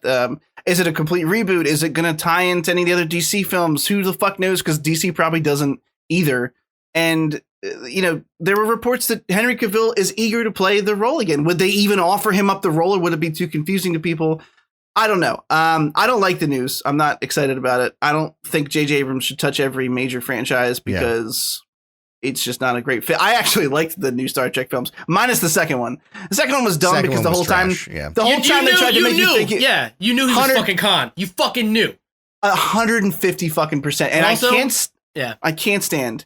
There's two things that have done this that come to my mind immediately. One, the second Star Trek film. You knew it was Khan the entire fucking time, and they tried to act like it wasn't, and then it was. And the second one is Batman Arkham Knight, the video game, because they acted like it wasn't Red Hood the whole fucking time, and everyone knew it was Red Hood. Sorry if you guys haven't played through that, but it's been out for a long time now, so spoiler alert. The Arkham Knight was just Red Hood, because we all knew he was. Two things, though. Yeah, Scott. One, that Star Trek sequel, Into Darkness, was not only it insulted your intelligence by acting like they could trick you into thinking it wasn't Khan, but it was literally like it was just so painstakingly but also you're making me look at Benedict Cumberbatch's weird underwater sea life face the entire time, like deep dark where no light reaches, blobfish sea face. He's a little soggy. Yeah. He looks like somebody left like honey grams in milk for too long. In his defense, it does rain all the time in the UK. So, I mean, he's just constantly doused in rain. He's an experiment. He's like the Shape of Water sequel. I will say that I liked the third one, actually. Surprisingly, thought it was a lot of fun. I like the first one a lot, and I like parts of the third one. The thing is with the third one, the issue with that is the issue with all J.J. Abrams films is that they're just filled with fan service. It's like nonstop. It's an unrelenting assault. Like, you're a fan. Like, yeah, that's why we're here. You're watching a movie. Do you know you're watching a movie? It's a movie we made because you like it. Exactly. That's how they all feel. That's his biggest weakness to me. Even with the Star Wars movies, it's like it's too much. But overall, I loved the first one actually. Second one, I don't think I hated it as much as you guys did, but it was bad. Third one, I enjoyed pretty much all the way through, other than the fan service. I have to say though, like there's the DCEU has so much spot on casting, with the exception of like Wonder Woman, I think, and maybe Ezra Miller. Like I rewatched Justice League this week. Why Wonder Woman? Like not like I'm genuinely asking. I don't know. I don't think Gal Gadot is a great actress. I think she's beautiful. I think she's absolutely gorgeous. Okay. Yeah, but she's not an incredibly ranged actress. She's great in still shots, but oof, I don't want to dote on her looks, but I also agree she's a fucking goddess among men. Yeah. I like her as Wonder Woman. I think she's fine. I wouldn't say like but you said like she's fine. You even like you had a little tinge in your voice when you said fine. Like we know it's in there. Yeah, but the thing is like also Ezra Miller. Like which version of the Flash is he supposed to play? What do you mean? Like which version of the Flash is he playing in the DCEU? Is Barry Allen. Is Barry Allen supposed to be on the spectrum at all, or is Ezra Miller a terrible actor? I'm not trying to be funny. I'm asking a serious question. I rewatched Justice League this week, and the entire time I was like, "Is he supposed to be like?" Well, the whole thing is autistic. Like have a little bit of autism as that character. No, they tried to. I actually saw someone ask Zach Ezra about his take on Flash, and he's like, "Well, everything in his world moves at incredible speeds. I just figured his mind would too. Like he's just constantly." Just doing like weird shit, but because he's like 10 steps ahead of everybody else around him. And I was like, whatever, good enough for me. I make whatever stupid jokes about bringing pizza along that you want to. Yeah. Ezra Miller's easily the worst part of Justice League, like without a doubt. His face is terrible. It's not it's the most distracting thing in the world. It's just he doesn't add anything to he doesn't like the one thing that was kind of cool that he does in that movie is like the Batman says, just save one person. That's what I was gonna say. Good what job. do I do after that? You'll know. The fucking. It's like, all right. God, I don't remember anything from Justice League. I like Justice League. Justice League's for real though. Until Act 3, until like the purple swirly guys start flying out of the ground, is a banger even as it was. Until the third act, where you can tell Joss Whedon directed the visuals and directed. Let me take a vote from you guys then. I know there's two of you. It's an even number, so this is probably not going to work out. But should I rewatch the original before the Snyder Cut? Yes, 100%. I would say yeah. I mean, only at least only as so a that, comparison point, right? Only because, and look, I'd actually disagree with Scott. I don't think the original is very good. It hurts me to say that the first 2/3 are fine. Like they're not. All right, I'm gonna watch it. I'll watch it by next week, and I'll give you my opinion. The build up is fine. It's just the problem is it's so much build up, and that final act doesn't have any of the urgency that you felt was coming. It becomes a buddy cop movie for the last 45 minutes of the fucking movie. The first hour and a half is fine. Like it could have been paced a little bit better. They could have shown a little bit more, and with 4 hours, we're gonna get a much better movie, no doubt. But it's not the unbearable piece of shit that I had even framed it as in my mind. Yeah, I'll rewatch it. Oh yeah, no, I can agree. My mind heard you say it was fine, and I just immediately went to, oh, you really liked it, but no, I really did like the first two to 3 quarters of it. Honestly, I really did, because that's all I remember about it. I remember walking out of the theater and going, that wasn't the worst thing I've ever seen. Like it wasn't good, but it wasn't like terrible. And speaking on the Snyder Cut, Ron said she's going to watch it with me. So totally virgin eyes on the whole thing. Oh, we get a virgin opinion. Nice. Of course, she's not a virgin. My son is inside you of have her proof right of that. now, Yeah. Literally. Anyway, I don't like this news. Don't reboot Superman. I like Henry Cavill. Let him play the Superman he wants to play. They actually give him like a good storyline or something. It's a fucking sin, man, because I don't think they've ever had Ben Affleck is inarguably, I think, the best Bruce Wayne we've ever seen on screen as Bruce Wayne, and I think he's a fantastic Batman too. He like perfectly represents the Batman I grew up with in the cartoons and the comic books. His physique sucks. His physique, the way he trained, his build, his mannerisms, his delivery. Huge. Yeah, but everything about the way he plays Bruce Wayne is beat for beat the Batman animated series Bruce Wayne that I grew up with. Mask of the Phantasm Bruce Wayne that I grew up with. And all the comic books I read as a kid of Batman, I also kind of just like took what I had seen visually, like in the cartoon, and kind of like I always heard that voice in my head, you know what I mean? And I think he emulates it perfectly. I think he's so wooden. Like, and I've always loved Ben Affleck as an actor. Like, even when there was that weird like late 90s, early 2000s, everybody hated Ben Affleck. I don't know, because he was with J-Lo or something. You were the bomb and Phantoms. I think it was Jersey Girl. Jersey Girl's what had everyone real pissed off.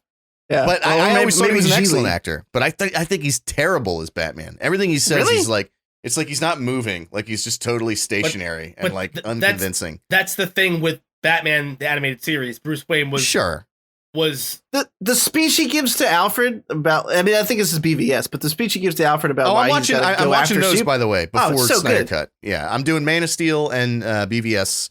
That was he's got like a fury in him that like it's so good. He's like, they brought the. I can't even emulate. I'm not even gonna fucking try. Just do it. No, go ahead. No, not doing it. I can't. Please. I don't even have. I don't have near the low range in my voice. Surprise! If you couldn't tell. Ben Affleck at the beginning of BVS when he's running through the streets trying to save people, dude. Like so good that scene though. Oh my god. The look he gives as Superman in the sky when he's hugging the little girl. Like it's so subtle, but like he hugs her well, the look's not subtle, but he hugs her and like you can tell it's like really heartfelt and like I'm sorry because I went through losing my parents. And then he kind of cranes and his expression turns to a fucking stone gargoyle, and you're like, yes. That's what I mean. When I watch even this terrible Army of the Dead trailer, like the shots are so fucking good that it gets you amped, even when it's dumb, like Army of the Dead. Dude, that shot of him running into the fucking like smoke from the collapsing tower is so like I'm just thinking about it right now and I have goosebumps on my back. Good. Yeah. The opening scene of BVS, regardless of the rest of the film, is fucking 10. It's really well done. Yeah. Like it sets the bar so high that I think that the whole Martha thing and like the whole Lex Luthor. Yeah. It's hard to live up to that opening. Is a big part of why BVS doesn't feel like, you know what I mean? Yeah. No, I agree. Anyway, but also Ben Affleck's the best Batman. Sorry, 100%. I agree with you. I 100% agree with you. And Henry Cavill is the best Superman we've ever had. Oh, that's like that's you don't even have to think about that. He's such a beefy boy. Yeah. Absolutely. Not just because of his muscles. No disrespect to Christopher Reeves. Oh, I'm disrespecting him. Yeah. But we've all seen Henry Cavill ride a horse in The Witcher flawlessly. So true. When Henry Cavill gets his first gray in, it's going to be a strong contender. All right, we are so off track. How do we always come back to fucking Snyder? I'm disappointed that nobody groaned at my joke about Christopher Reeves horseback riding. no, not one of you. No, it's okay. I didn't get it until I was wondering what you meant by that. I was like, is it because he has such good physique? You're telling jokes on another level tonight that my brain is just not grabbing. Yeah. I don't know why. No, see, Christopher Reeves was paralyzed from the neck down because of a horseback riding accident. And then he ate fetuses on South Park to regain his strength. I forgot about that. Yeah. Did you like District 9? Did you guys like District 9 from Neil Blomkamp? It was fine. Yeah, it was fine. Derek, it's fine. It's fucking I thought it was great. I thought it was pretty great. It's okay. Sharlto Copley? It's not sequel 15 years later good, right? Like that's kind of where I was going. Do you think we need to follow up to that? No. Films should be able to stand alone. No more than we need to follow up to Elysium, which is a fantastic film. No, it wasn't. Come on, man. You're losing me now. He's turning into like M. Night Shyamalan with like, he had one good film. I'm sorry, what the fuck did you just say? Shyamalan. I don't know. Oh, no. How the turntables. All right, Shyamalan. Yeah. All right. There you go. All right, sorry. Yeah, you also called Ray Fiennes last week, and I didn't call you on it. Oh, Ralph Fiennes? Yeah. Ralph Fiennes, though, isn't it? He did it again. Yeah, Ralph Fiennes. Fuck you guys. That's how it's spelled, but he pronounces it Ralph Fiennes. We'll see. Anyway, no, like he in interviews. Hi, I'm Ralph Fiennes. That's what he says. With Did you just try to alternate fax me on that one? Yeah. Hey, yeah, we'll see. You're fake news, Derek. You believe whatever you want, and I'm going to believe what I want. So. What were we talking about? District 9 sequel, and if it should actually be M. Night Shyamalan. There's a Y in there. Elysium? Fuck you guys, okay? Did you not like Elysium? Huh? It was okay. Like, it was all right. Yeah. It was okay. How do you feel about Chappie? Chappie, I never finished. I don't know why. But I loved what I saw. I never finished it. It didn't hook me, though, like District 9 did, like what I saw of it. Yeah. District 9 was just great. I loved it. It was fun. Like District doing 9 the whole is a really documentary thing in the beginning yeah. and like shifting into a standard movie. I thought it was excellent. I don't think it needs a sequel, but I thought it was really good. Yeah. Like the OG was it 2009? Like yeah, it's been Jesus. I mean, yeah, I thought it was really cool. I mean, it was a low budget, right? It was like a faux documentary, sci-fi blockbuster. I don't know. I also agree it does not warrant a fucking sequel. But on to one piece of news before we transition that is pretty fucking fun. Did you guys play Star Wars Republic Commando when it came out? Nuh-uh. No? Scott? Nope. And spoiler alert, I could give a shit less about a remaster that looks like it came. It's like what? Can you even call this a remaster? Like, can you really? I mean, it looks fucking terrible. It looks like Halo 2 on Xbox. Why the fuck would anybody give a shit? All right, it's Ralph Fiennes. Fuck you guys. You were wrong too. It's Fiennes. All right, I'm looking at the pronunciation right now. It's not Fiennes. Whatever. I'm sorry. Continue. Sorry. What was yours though? What was yours? Ralph what? Fiennes. Okay. I know. I'm sorry. It's okay. But you should be too. I'm still pretty sure that he said the M. the M. Night Shyamalan twist that I'm it's also Fines, but it's written. The pronunciation is written with AI, which made me think Fanes, but then I clicked the sound button. It's Fines. Then I clicked the sound button. All right, look, I was wrong on this one. All right.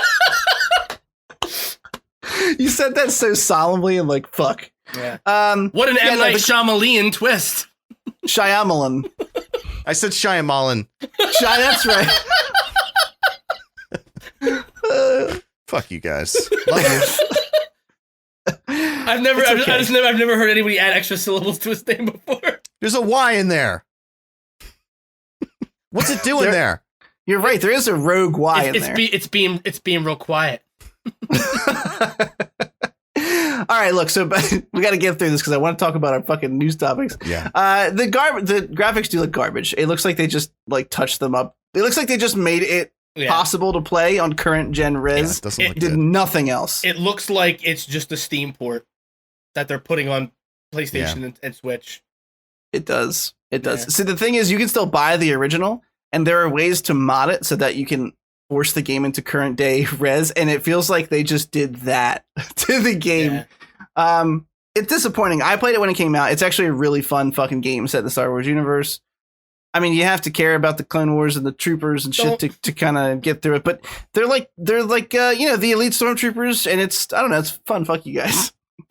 Yeah, it looks bad. I'm sorry. I don't know how it looks completely joyless. It looks like it looks to me like the first. I watched this entire trailer. I was like, that can't be all it is. So I went back and looked at other game footage of this game. Every level looks like the first level from Halo 2. Every level looks like the first level from Halo 2.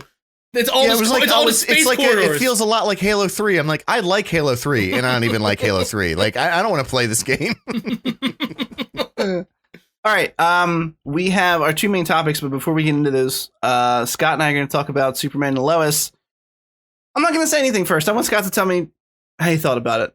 Well, the first 10 minutes were bearable, and then I had to stop watching it. Did you turn it off? Yeah, I turned it off. I turned it off and watched. Feels good. You know how bad this show was, how bad the CGI was, how unbearable Tyler Oakland's face was. I turned this show off to watch SNL. I watched last night's SNL over this. Not good. See, here's the thing. Nick Jonas though, what a honey, right? What a charismatic love bug. How can you not like Nick Jonas? Yeah, he's a handsome guy, for sure. Yeah, fantastic entertainer. Tyler Oakland, not so much though. Oakland, sorry. Here's an age. That's right. It just makes it worse, right? Oakland wouldn't be that bad, but this is the guy. You guys have seen Palm Springs, right? Cough it out like an asshole. You guys remember the worried guy with the eyebrows from Palm Springs who was getting married and who had fucked? Well, we can't. Spoiler alert. The guy, the worried guy. Who saw that guy and thought, let's make him fucking Superman? Who saw that guy? He's the BJ Novak of Superman, right? Like he looks weird and sweaty and uncomfortable. Whoa, that is a really good analogy. Yeah, that's like such a weird and very perfect burn at the same time. Yeah. It's like he makes about as much sense to Superman as Nicolas Cage with long hair did. I don't understand who the fuck casted this. Whoever casted this should be fucking fired. It's not that he's not a good actor. It's just he's not handsome enough to be Superman. Neither am I. It's okay. I could be an extra in a Chevy Chase movie if he still was relevant enough to make movies. I could play Cousin Eddie. You don't want to be an extra in a Chevy Chase movie now, though. That's no. He's not a good guy to be associated with. No. Well, now it would be more of like a propaganda film, I think. Yeah, exactly. Yeah, that guy's fucking weird. Mm-hmm. All right, so Scott absolutely disliked it after 10 minutes. I got you. So, not surprisingly, I liked it more than you did, but it wasn't good. I mean, I'll still, be honest with you.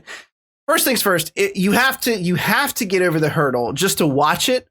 The fact that Tyler Hoechlin should not be Superman. I agree with you guys. We've talked about it before. It looks like someone this whole time, whenever you see him in the costume, the costume's clearly padded because he's not that big. And that's a problem for me. But it looks like a toddler in a Superman costume going trick-or-treating. Yeah, it looks not even kidding. It looks like he's the world's first successful head transplant. Like they took his head and put it on someone else's body. And when you see him in costume, if you can't get past that hurdle, you will not be able to watch it. That being said, Scott's right. He can act. He plays Ernest very well. He does I really am this stupidly optimistic about the world. I thought he did a good job acting if you can close your eyes. and listen to him be Superman. The rest of the premise of the show was like very, very meh. It's a pilot, so maybe it gets better. It probably won't, but maybe it does. There's one thing that stood out to me. It's the pilot. It's the pilot that was driving John Denver's plane. Oh no, Jesus Christ. Holy shit, Scott. You're on fire tonight with just horrible burns. 3rd-degree burns, even. Here's the thing that stood out to me. That's actually what killed John Denver. Oh, God damn it.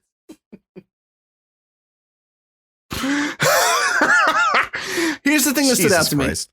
Unlike all the other CW-verse, because you guys love that word, shows like The Arrow, Flash, and Supergirl, there's no Team Superman. So the formula is immediately different. He's by himself. There's no like man on the fucking chair. He's not constantly bantering with somebody who's telling him exactly what the superhero is about and how to defeat it. It's just him. He's by himself, and he should be, because in this world he's been Superman for like 30 years or some shit at this point. The show's actually like the pilot's very sad. Do you care if I spoil it, Derek? I assume you don't. Not at all. I'm not going to watch asking. it. Yeah. He goes back to Smallville because his dad is dead already. He literally dies in like the setting up the world sequence of the first 10 minutes, which I actually thought was very well done. The first 10 minutes was pretty cool at setting the stage. The CGI doesn't get shitty for me until Pretty like cool. it doesn't get shitty for me until like I don't know, the rest of the episode after the opening. The nuclear meltdown with the ice is where I was like, come on, guys, like really? Yeah. They just don't have the budget for it. It looked like a Di-Serona commercial. Like it looked so fucking fake. There's a nuclear meltdown, and he has to get water back into the. Right. Look, if you're gonna fuck with me for how I say Shyamalan, I'm gonna fuck with you for how you say nuclear. It's nuclear. I mean, that's a pretty. You're splitting hairs at that point. I'm not giving you that one. Yeah. Oh, come on. You added extra syllables to that man's name. You're adding a syllable too. What are you talking about? That's like taking it from fucking 2 to 3 for saying caramel versus caramel. Like, we don't really care. Oh, just say however you. Damn it! God damn you! I'm sorry. Please continue. Nuclear. There was a nuclear thing happening. Well, I mean, do you want to continue this, or do you want me to tell it? No, I'm done. no. So come on. He has to try to cool down the reactor, so he can't carry water, so he freezes a giant block of the bay or river, whatever the fuck that this power plant's on, and he picks it up, which, like, we've seen Superman move entire mountains with ease back in the Christopher Reeves days, but for some reason he can't lift up a chunk of ice the size of a city block without making it a big fucking spectacle. And then he carries it, it's dripping water as it melts into the nuclear reactor. Cliff note, the whole like struggling to pick up something heavy didn't really register for me. I don't know, so it feels like a weird like problem you have with it. It wasn't like, just to set the stage for Derek, he wasn't like, they didn't focus on his face, he was going yeah, like everything like that. He lifts it up just kind of slowly, right? It wasn't a Dragon Ball Z episode or anything. There wasn't 30 minutes devoted to the veins popping out of his neck. They just dragged it out. They just dragged out what could have been. Yeah, I agree. But they were trying to do like a Zack Snyder thing. They're trying to have like an iconic image, but it's not the same fucking thing when it's the CW verse. Yeah, I 100% agree. And also, it was kind of to their detriment because, like you said, the CGI is bad. It's like, why are you focusing on this shot for so long? If that's that such shot a was weird like thing. Like, 10 just as a side long. note, it's weird to me when shows that have lower budgets and thus worse CGI. Like, it's okay if you just like avoid the CGI and just do it when you need to, but when they focus on it, it's like, what are you fucking doing right now? Like, you're highlighting the worst thing about your show. Yeah, if that shot was 3 seconds long instead of 30 seconds long, maybe the ice wouldn't have looked like it came from Spyro the Dragon game on PS2. I don't know. Yeah, it wasn't that great.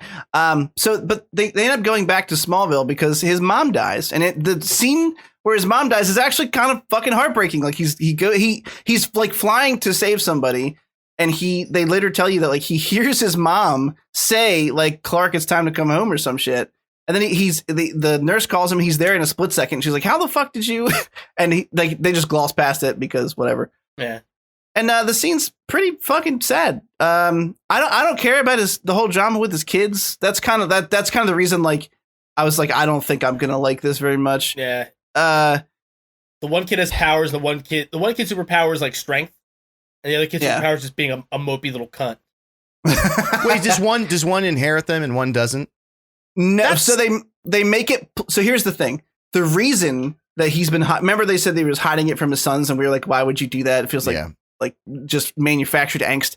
It turns out that they think at a very early age that like the popular cool kid like has powers and that the other like antisocial one doesn't. And Clark didn't want to tell them because he was like, well, it's going to make our son, who's like actually diagnosed with like social anxiety disorder, it's going to make him feel even more alone, more alienated. I don't want to do that. He's trying to be a good dad. And like I said, to give Tyler credit, I think he does a decent job of playing like I'm Superman, dealing with the fact that I have fucking 2 kids now. And they're not both just me as kids and easy to like handle because I don't know what I'm doing. But I don't care about the kids. And that's the thing. Like the show's clearly going to focus on them. That's actually Woody Allen's. In like large capacity. And I don't care about it at all. Yeah. I don't know. That's kind of an interesting hook, though. I would have liked that more so than just like they're both 2 Supermans now. I don't know. That would be. Yeah, typical, it's not good from what I saw. I really. Oh, I'm not going to watch it. Don't get me wrong. I want you to know that I really tried. Like I came home from work early today. I got my Wawa. I sat down. I had a beer, and I literally chugged the beer and turned it off. I couldn't fucking do it. Yeah, one day, like, look, when it's all out, I might. Who knows? I don't know. I'm telling you, we need a cut where there's a handsomer man's face pasted over top of Tyler Hoechlin's face, and I'll watch it. But I can't. I'm sorry. It's like casting Danny DeVito to play Batman. It doesn't make any fucking sense. He is definitely the wrong fucking choice. That being said, I'm probably going to watch episode 2 only because I want to see if my suspicions of the show being garbage can are going to be accurate or not. That's probably going to be it. Yeah, I'm not a. Did Doom guy show up in the premiere? He did. Oh, that's the worst CGI part, by the way. 100%. When they have a fight and it kind of takes them out into space a little bit, and that scene is really fucking bad. Now like, I have to finish it. Fuck, Doom guy's in it. Yeah, I don't care his backstory. They kind of reveal who he is. What kind of? I don't know. Whatever.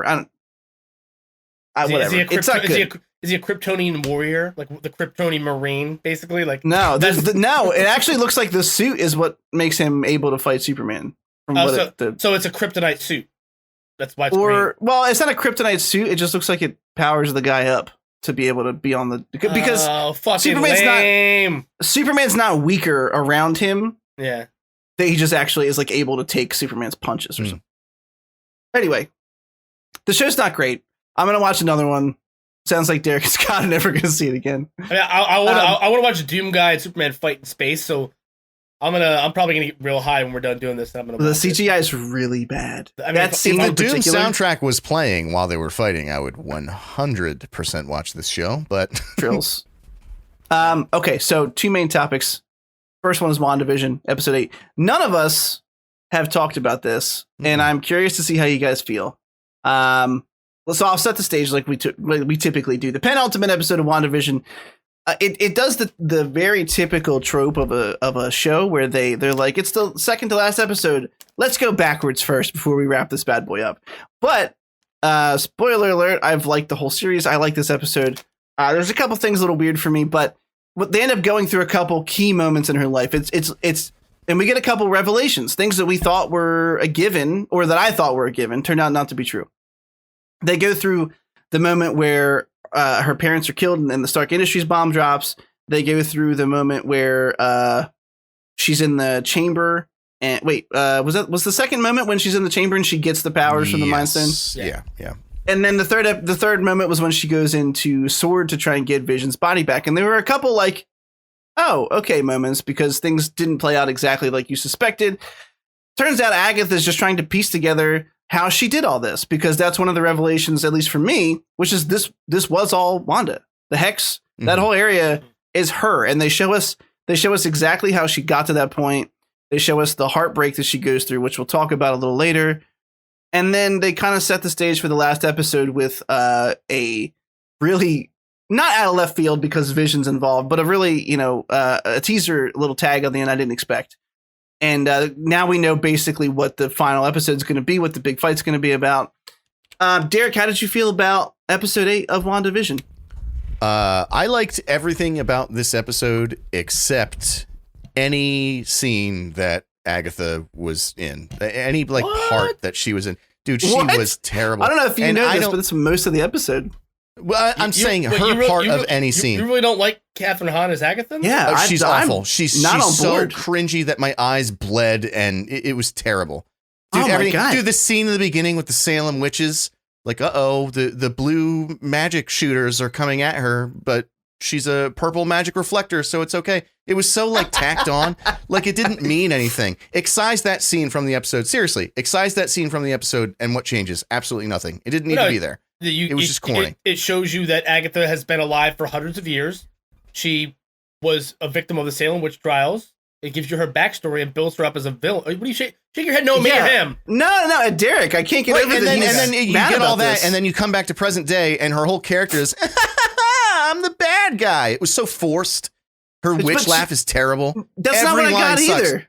Whoa, slow your roll, angry man. I feel like you're being angry for the sake of being angry right now. Yeah, the Salem witch scene, which that's my secret. I am outraged by your outrage. Yeah, outrage. I just thought it sucked. I thought it was really. Catherine Hahn is the one thing about this episode that didn't suck. Are you kidding me? Disagree with that too. That was the only. We're not on the same page. God damn it. That was the only thing that made this episode bearable to me. The only thing that made this 35-minute recap of shit that we've already watched 22 fucking movies to understand. Right? What's the fucking point of having one giant interconnected universe where you build all this stuff if you spend 35 fucking minutes rehashing how you got to this point for people who, if you've been paying attention for the last 10 years, you already know all this shit. I don't need to watch the fucking bomb land and watch them sit under the bed in Sokovia. That's all Age of Ultron. She talked about it. That's all I needed. That's all I fucking needed. To all of those things. I feel like but not enough for me to care. I'm gonna be honest. Not enough for me to give a fuck. I think Quick's essentially to care. They added enough. They added in them watching the Dick Van fucking Dyke Show, which I already understood in my head why should I put those pieces together because I'm not a fucking invalid.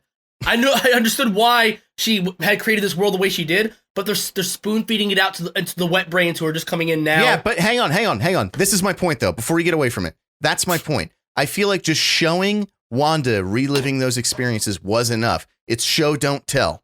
We see her experience. We've heard her talk about it. Now we're seeing her live it. That's different. I thought that was well done. But to have Agatha there explaining everything, she's all but pulling a fucking Woody Allen, like you said a couple weeks ago, and turning towards the camera and explaining it directly to us. It's like it was embarrassing.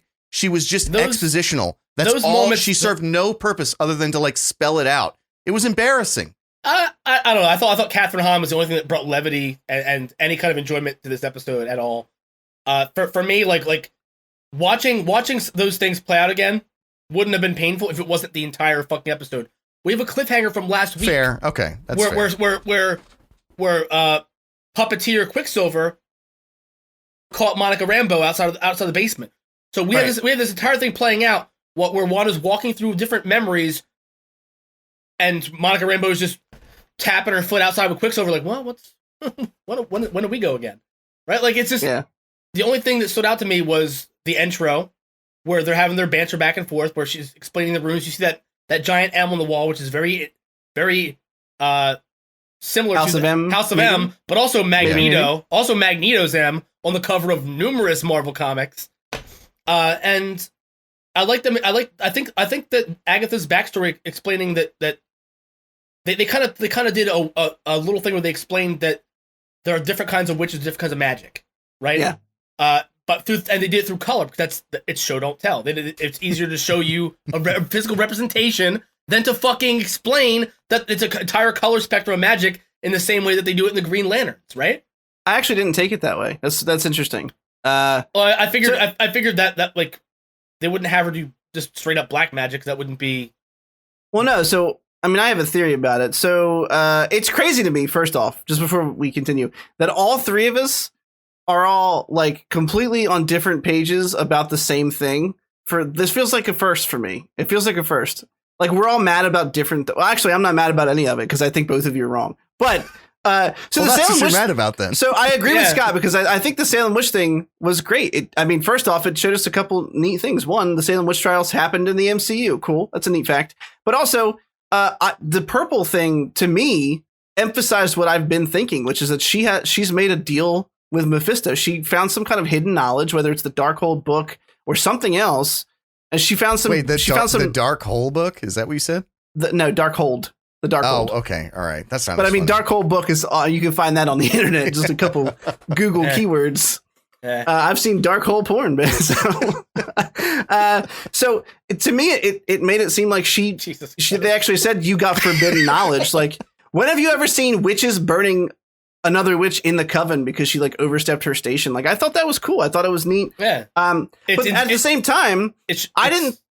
Yeah. At the same time, I didn't think she came off as like hokey villainess in the flashback scenes, because that was another thing that was surprising to me.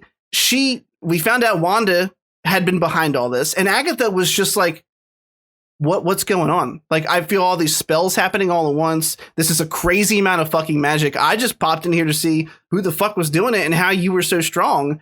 And we know she's been pulling the strings to like try and get Vision away and stuff, but ultimately she just wants to know what the fuck is up with Wanda and how she's able to do as much as she is. And the flashbacks, albeit, yeah, there were moments we knew, but they were all tweaked in ways that I felt gave important context. So for one, her young, like, Stark Industries bomb, I thought there was going to be a cameo there for her dad where it was actually Magneto, and it didn't happen, and I got fucking sad. Where they were just going to say the name or something. Yeah, we all assumed that she grew up watching these shows in Sokovia. That was like if you watch the show, you can just make that. It's a very easy, educated guess. That's fine. Yeah. But Agatha also points out that it looks like she had some latent ability when she was younger. It looks like something that the Mind Stone didn't just give her, it amplified it. And she actually made a statement about it. She was like, whereas this kind of latent ability might have like fizzled out as you grew older, it might have like gone away or withered, she says, I think. The Mind Stone took that and amplified it. And I didn't really think about this, and shame on me for not. Because she reaches out when the bomb drops. She like right, and Agatha says something interesting. She's like, "Did you put like a something spell on it?" Yeah. And like, you were there for 2 days, and you like stopped this bomb from going off. And I went, "Oh, yeah, but interesting." I get what you're saying, but it felt like that scene went on for 2 fucking days. It did. It totally did. Yeah, and the accents in any of the scenes, one and the next one, the two like scientists, were terrible. That's the other thing that made me mad. Yeah, Other than that, I like the episode. Like, I get down with that. The flashbacks we saw could have been shortened to the point, but they stretched it out because they're aware that at this point their shared universe is so bloated that people who are watching this haven't seen all their movies. Probably haven't even seen Age of Ultron because it's not getting great reviews, even on Rotten Tomatoes, where the mouth breathers rule supreme. The mouth breathers rule supreme. I like that. No, it's too much when you have to spend 30 minutes explaining backstory that you've already explained. They're flushing out new ideas. Yes, they're giving us more context, but the fact that it took an entire episode to get to the fucking point is excruciating. I understand why it had to be what it was. That's totally fair. I agree. I understand why it had to be what it was. I get it. But as somebody who has paid attention and has been watching for 10 plus years, it is so fucking frustrating. Yeah, they're spoon feeding you when you're already running. Like, no, I completely understand that. Yeah, and it's what I said at the beginning of our... Forrest Gump, like outrunning the fucking pickup truck, and they're trying to put me back in the knee brace, and I don't like it. Yeah, I also did. I have to say another thing that I took from it that I didn't necessarily hate, but it made me think about it is like I never realized that like until I haven't watched them in so long, but until Chris had pointed out that like the formula for all the first however many MCU movies was to make like an same exact hero, like a mirror version of that. Yeah. Like thinking back, I'm like, oh, that's really what they did do with all of those all the time. And as much as I liked that, the ultimate thing was that Wanda did create this vision that we've been interacting with this entire time, and this vision that she's been kissing. Yeah, but laying her lips on. Bad jokes. They've been fucking too. Upon seeing that it like they were building another one and clearly reconstructed Vision and the Vision that we've dealt with this whole season are going to duke it out. Even though I didn't hate it, I was like, oh, that's that same fucking thing. Vision versus Vision. Like, all right, sure. Anti-Vision. And Agatha versus Scarlet Witch. Yeah, I mean, it's the same surprise. But no, I mean, and I agree with Scott's point. And that's why I brought it up when we first started talking about it. I mean, the kind of like plot trope of like, oh, we're right at the end, but first, let's go back. And it kills all forward momentum. And I agree with that. I just thought the flashbacks were cool. I thought it was neat to watch her walk through these moments. With the yellow Mind Stone moment, the scientists were super cringe, but she sees like, it looks like to use the word vision again, unironically, like, it looks like a vision of her in like full Scarlet Witch outfit she's got like the crown on. And then they do the last thing, which was the other subverting my expectations. Whereas we thought that she went into Sword and stole his body, and she didn't. It looks like Hayward was actually trying to get her to overreact almost with how fucking douchey of a piece of shit he was, like showing her the dead and desecrated body of her loved one and being like, oh, he's right down here. You want to go? And that part fucking hurt so bad too. By the way, that was very sad. Yeah, that's what I was like. There was some decent emotional beats here. There was two of them that I can think of. One is that one where she says, "I can't feel you," and I was like, oh my God, that's fucking sad. Mm-hmm. And the second one was when you find out that the whole reason she went to Westview was because Vision bought a fucking house for them. Yeah, and it was for them to grow old together. And I was like, oh fuck, yeah, that was the one flashback that felt 100% necessary, that whole part where she goes to see him. Yeah. But also, it calls into question the fact that Harkin showed them footage of her stealing the body, which she didn't. So was that doctored footage? It didn't. I actually went back and looked because I was like, wait a second. They show her breaking the window and dropping down and walking towards the body, and that's it. It cuts. He lied to them. Okay. He totally fucking lied to him. Yeah. He's a bag of shit. Yeah, he's still a bag of shit. He's a piece. But this is kind of like a recurring pattern in the MCU, right? Like Absolutely. the final act of a superhero's big story is going. It always takes it back to the beginning. Iron Man 3, right? We go back to Tony Stark before he was even Iron Man, creating his most dangerous villain according to his trilogy of movies, with Guy Pearce. You know what I mean? Like it just seems like it's exactly what you're saying. Like they can't. It seems like they always find a way to rewrite history to try to make it more interesting. Yeah. And it always just feels disingenuous to me when they do that. Like yeah. I will say that this is the first episode I've seen that I was like, oh yeah, I'm still watching the MCU. Like the MCU formula was definitely visible in this one, which I don't think it was prior to. But to me, Catherine Hahn was one of the only things that made it enjoyable to me. I still love her character, dude. I think she's I love her so much. Can't do it. I love it. In fact, her in that witch outfit, choice. Yeah, strokeability factors off the charts. Yeah. So I have spoilers for you, Derek. The next episode is going to be nothing but MCU for me. I know, 100%. It's going to be unbearable, though. Is the thing. Like it's going to be. I'm afraid it will be. Yeah, it's going to be because they could have utilized this episode and the next to tell a story they want to tell without making the entire final episode just be people beating the fucking shit out of each other, and that's all that's left now. Yeah, and I mean, like with probably. Like, it's just a shame that blue magic lasers didn't win. You know what I mean? And the purple magic lasers are gonna fuck you. Come out. Yeah, you're top. So hell bent on a visual representation of different magic so types. much. But it's no worse than the Green Lantern Corps fighting the yellow bad space magic. Oh, another bad movie. Yeah, good example. Parts of that movie were fucking awesome. I don't care what the fuck. I never saw it.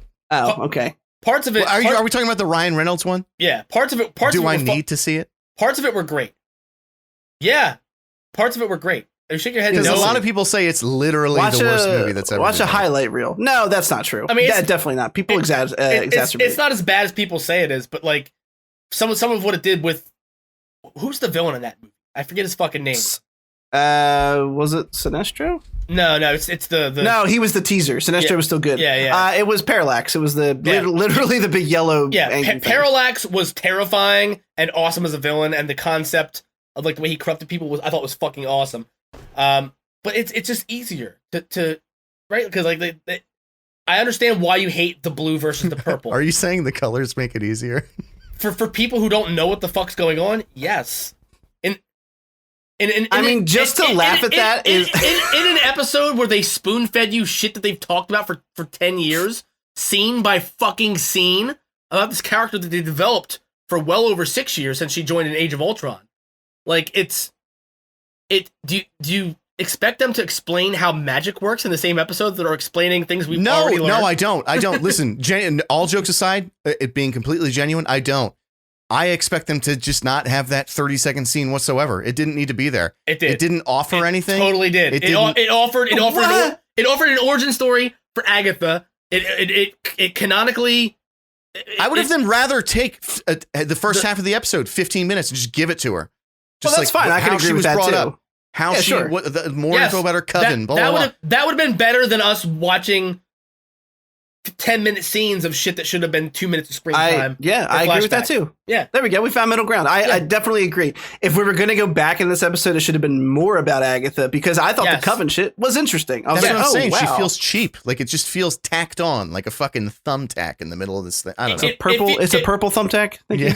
It feels like not a blue one. Not fucking blue, man. We don't fuck with those My people. biggest concern is, are they going to kill her off before even developing her as a character? Because it seems like I think they're going to. It feels to me like she should play into the multiverse of madness. It feels to me she should be a player to some extent in Phase 4. I'm not saying she should be the big bad of Phase 4. That would be ridiculous. But she's charismatic. I love her as an actress. I love her as a character. I love her as an actress too. I feel like she's added a lot of levity to this entire season. And like I understand, like I get like the whole it's Agatha all along is cringy as fuck, and I understand why you hate that. I understand why you hate it. But at the same time, like, she's been manipulating but also playing into all these tropes. So she's still kind of like playing the part of like a TV villain in these monologues. I feel like she's kind of still like, she may not be under Wanda's control in this hex, but I feel like it definitely has to have some kind of influence the way that she's playing it out like she's a fucking Saturday morning cartoon villain more so than any other MCU villain has before, and it has to have something to do with her being in the hex. I think it has to. A little bit, because the delivery's cartoonish. It is, but not in a bad way. It's in a bad way. Snidely whiplash, but fuckable, bro. Google it. Couple predictions before we move on because we're running low on time here. Yeah. Predictions for next week. I don't think Agatha dies. She in the comics ends up playing a larger role. She actually becomes like kind of like a weird middle ground character where she's not evil, but she's not good either. She becomes like a nanny actually to Reed Richards' kid. Like she is the fucking like she babysits Franklin Richards, I think. Okay. Just weird shit happens. I think my predictions personally, I think Senior Scratchy is actually Mephisto. I don't know how they're gonna make it so that he's like stuck in a fucking rabbit body or something. Like maybe she was able to like bring him into something, but not actually a person. She's not strong enough. Who knows?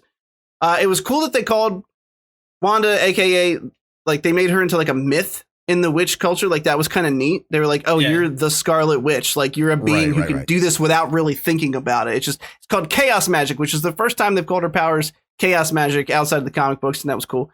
Because now they legally can. Now they legally own the rights to the X-Men. Yeah, true. My other prediction is that, and what I thought was cool was when they showed her creating the town and they showed her creating Vision. Vision is not created by her chaos magic. He comes out of like pure Mind Stone energy. He comes out as yellow. Yeah. And what I think is going to happen, my prediction is that at the end, White Vision, which we haven't really talked about, but he was the teaser at the end. White Vision in the comics is when they have to reboot him and it wipes all of his emotions and his humanity out of him, and he's just a fucking robot. Not necessarily evil. He's just a thing that exists. He knows what happened to him, but he doesn't love Wanda. He doesn't give a shit. I think, basically, he's literally a toaster. I think he's gonna go in and the fight's going on, and I think Wanda is gonna fucking meld the Vision with all his emotions into White Vision, and then Vision comes back to life. See, I hope, and I know deep down in my heart that the good ending, the really impactful ending that's going to punch me in the gut is like Vision in some way sacrificing himself to bring the hex down or something. Like, I know that's what the good ending is, but like the idealist in me, the idealist in me wants him to live, but I know he shouldn't at the same time. I actually could be completely wrong because we've been hearing for a long time now that Wanda is going to be the complicated villain, so to speak, of Multiverse of Madness, and that could be incorrect. But if it is, then the worst timeline is going to happen where she's going to lose Vision, or the hex is going to come down and she's going to lose the one that she made, and all she's going to have left is the soulless husk who doesn't love her anymore, and she's going to have to live with that. And I think Agatha / Mephisto is going to take the kids that she made and they're going to go away too. And I think she's going to lose her fucking mind. And who knows, maybe the last 5 minutes is her slipping off into a portal she made and she sends herself somewhere else. And Doctor Strange is like, fuck, I got to go fix this. We have one episode left, and we still haven't gotten that cameo. So like, yeah. And you know that exactly. You know that cameo can't be Benedict Cumberbatch. I hope not. There's always like I can't. Yeah, like no. I hope not. I hope bee sting face. Yeah. Imagine. If just like, close up like I got to work with an actor I've always wanted to work with. Bee sting Cumberbatch. Juan is going to open a portal to another world, and it's going to be a water world, and he's going to be underwater with gills, looking at his soppy wet face. Like, can we start a change.org to recast Benedict Cumberbatch in the reboot of Waterworld? I just want to change that org petition to have his name changed to one of the ridiculous monikers that the internet is. Bendy Straw Cabbage Patch. Yeah, exactly.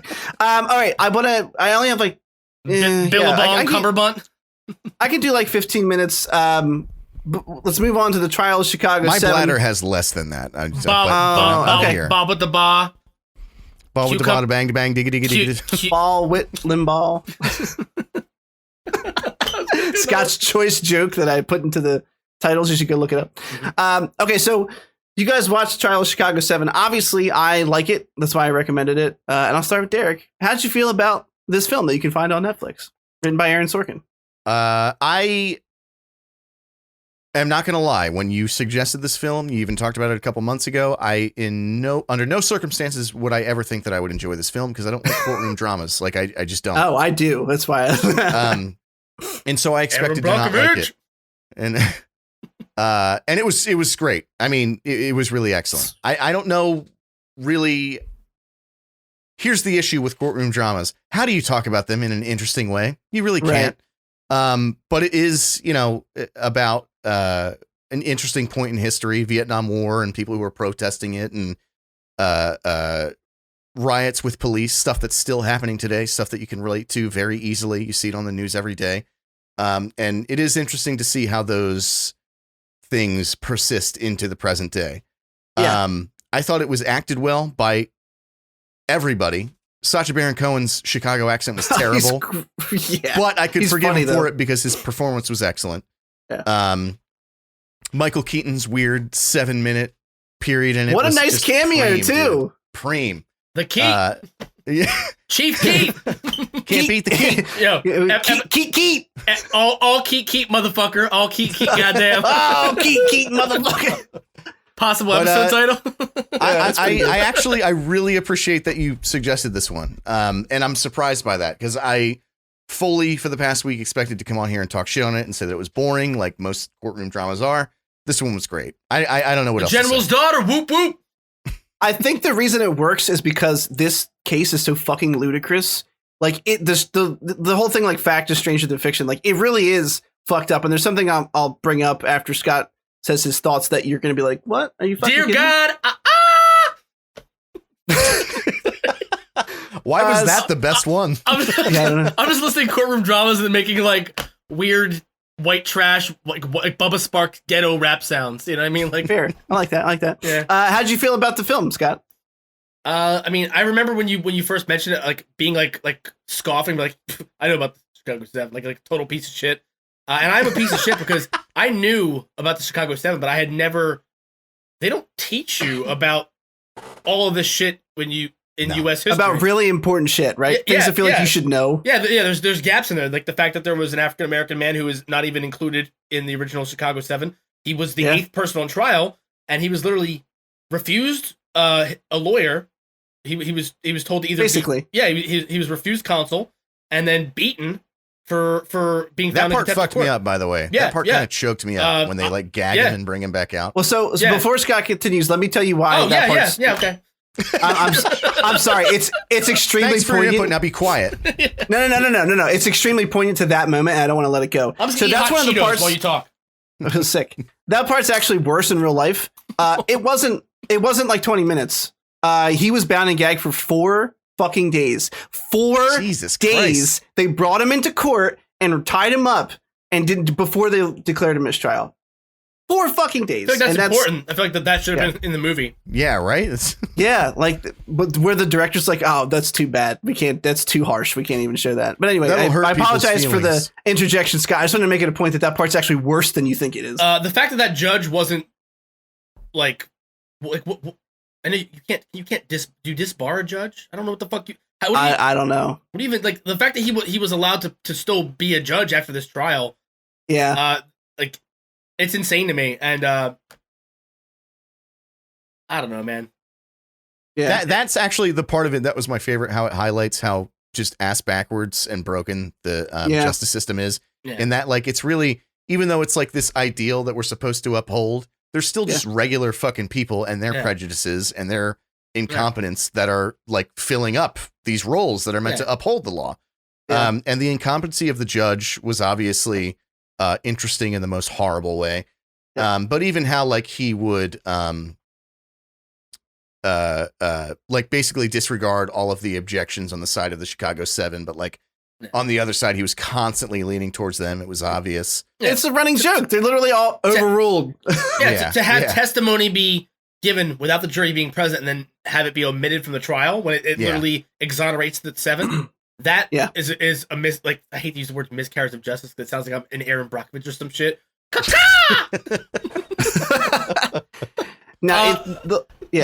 whole movie is just a lesson in like anger. I had sweaty hands the entire time I watched this fucking movie. I was furious. I was so angry.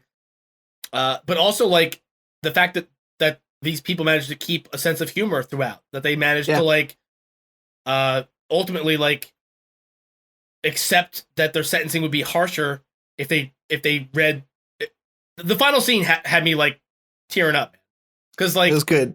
It was fucking phenomenal. The fact that he's just reading the names of the soldiers who have died in the time since since their trial started. He had a list and they were just reading them off. It was like 3,000 names, 3,400 and something names, and he's reading them off. The judge is banging the gavel and it just fades to black. And I was just like, that was a great ending. Yeah, it really was. What he verifies like the length with which our final statement will also. Yeah. He's like, fuck it, and like just like the solidarity, man. Like, that part was punk rock. It was it was punk as fuck, and it was just like it was a fantastic movie, man, start to finish. Like it's hard to talk about courtroom dramas because also like anyone who hasn't seen it, it's something. It's like it's one of those things where like if you know what's gonna happen, you're not gonna fucking watch it, the courtroom drama. Like it's and this is one of those ones where I was like, all right, I mean, we're kind of a superhero podcast at this point, but I guess I'll watch this shit. and I watched it that night. I watched it last Sunday because I was like, I'm just gonna get it over with. I'm gonna rip the Band-Aid off, and I fucking loved it, start to finish. I'm very happy to hear I did the opposite. I put it off until today. I just watched it like 2 hours ago. Not literally, because we've been doing this for 2 hours. It was like watching. It I don't know. I think it kind of coincides with Judas and the Black Messiah that I watched this week. I want to watch that. Which also takes place in Chicago. And it's about the Black Panther movement in Chicago. It was fucking fantastic as well, man. Like, and watching those two movies like less than 3 days apart, I was just like, oh my God. Yeah, dude, it's harsh. People are dog shit. Like, we're off. Like, somebody needs to blow the candle out. Let's. Yeah. It's over, gang. Pack it in. Yeah. I mean, obviously, I recommended it because I thought you guys would like it, and I thought you guys would like it. Aaron Sorkin wrote the screenplay. I love his writing. He's really good at writing. You know when you get in the shower and you had an argument with somebody earlier in that day, and you think of all the best lines? He writes the best lines for the speech. Like the moment when Joseph Gordon-Levitt's U.S. prosecutor comes up to the bar, and like clearly he doesn't like these guys. He thinks they're degenerate, whatever. But he is also like an actual like fair prosecutor. He believes in the rule of law. So he comes up to the bar and he's like, you can tell he's like burning with rage, but he's still respectful. He's like, Judge, we have to declare mistrial. Like this is a guy who's bound and gagged in an American courtroom. Like it's heart wrenching to even see it, but to hear him tell the judge, but he phrases it intelligently. He's like, look, you have to declare a mistrial because you're making one of the people sympathetic. And that's clearly like grounds for mistrial. Like, Exhibit A, like you're gonna fuck it up. And the burning line of like I wish I would have said that is when he's like, "Are you telling me that you think I've never been racist in my life? Are you?" And the other prosecutor's like, "Well, then I'll be the second to tell you that you're being fucking racist, dude." Yeah, dude. It was really well acted across the board. Even the guy, I don't remember their names honestly, but the big guy, the balding guy, like his scene, like he was Drew Carey's brother on the Drew Carey show. Yeah, also the scary guy in the giant leather mask in 8mm, the guy who was raping on and killing all them girls. Oh, true. It was him. Yeah. Two things I can't. I don't. Wait, have you never seen 8mm? I guess not. No. Oh my! I feel like God, I have, dude. But it's been too long. Prime time Nick Cage. Oh my God. But 8mm is really good. The scene where he like basically he has his like breaking point where he's like the calm, cool-headed one the whole time throughout, and then he snaps and the dude keeps grabbing his arm and he starts off nice like no, it's okay. You really don't have to touch my arm. It's okay. And eventually he just fucking knocks the dude out and like dude that it was just great performances across the board. And then him like apologizing to the guy he hit while he's getting dragged out. Yeah. And then so looking sincerely. And then looking sadly at his son because he's always taught his son to be a pacifist. Yeah. There's also like you said, Sacha Baron Cohen was hilarious, and I agree. And there's just the dry wit that they wrote into the script where he's like, Your Honor, it's Dellinger, and we're not related. He keeps bringing that shit up. I'm glad you guys enjoyed it. It makes me happy. The scene at the very end where they're reading the names and Joseph Gordon-Levitt is like standing and saluting.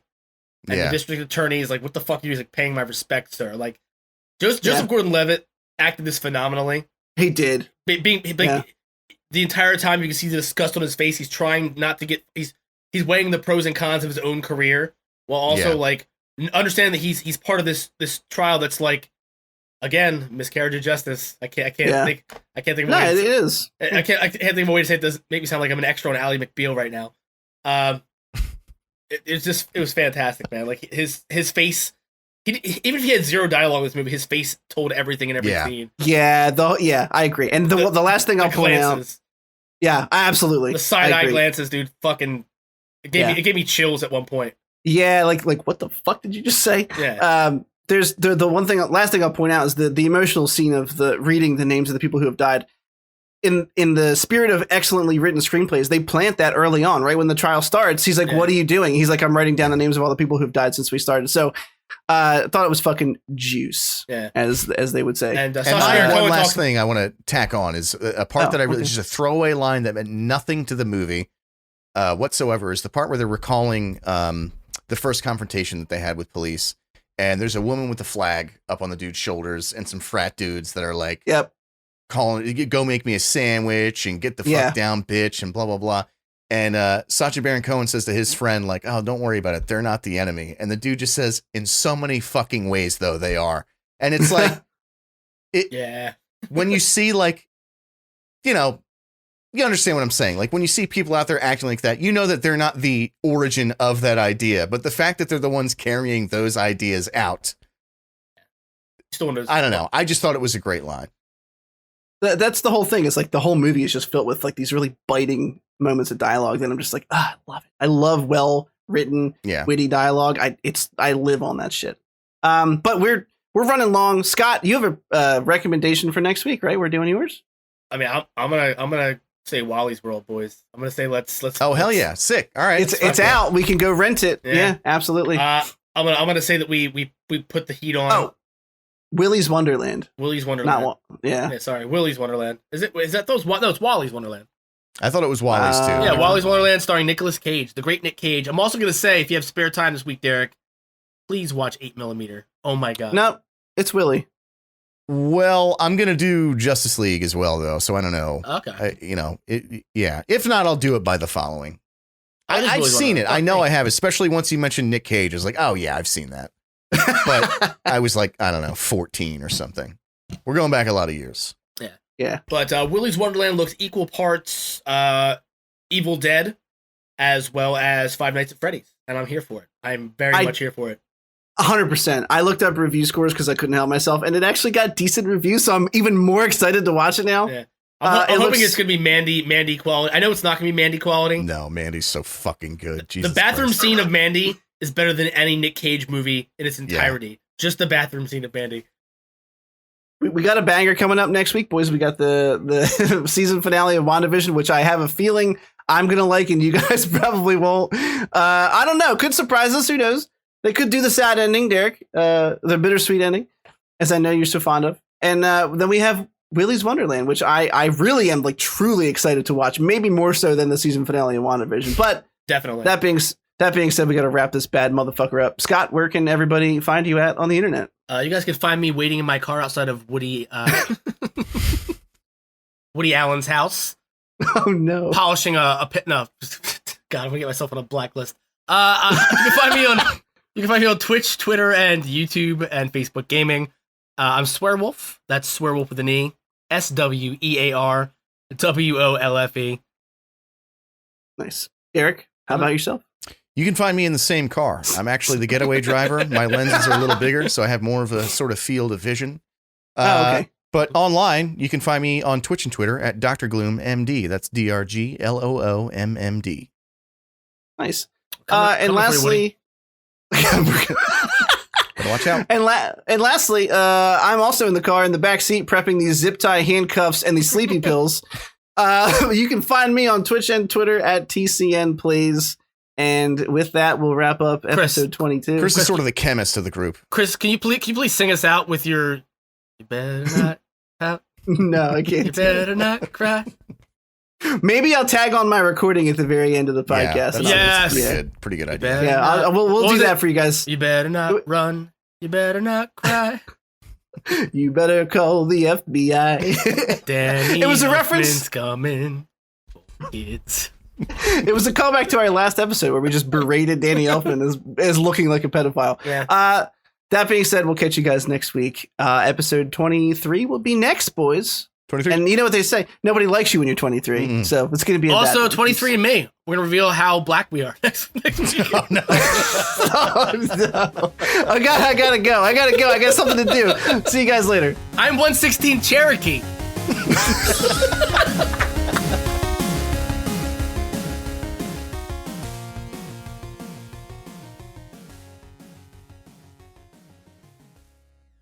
You better not pout, you better not cry. You should go call the FBI.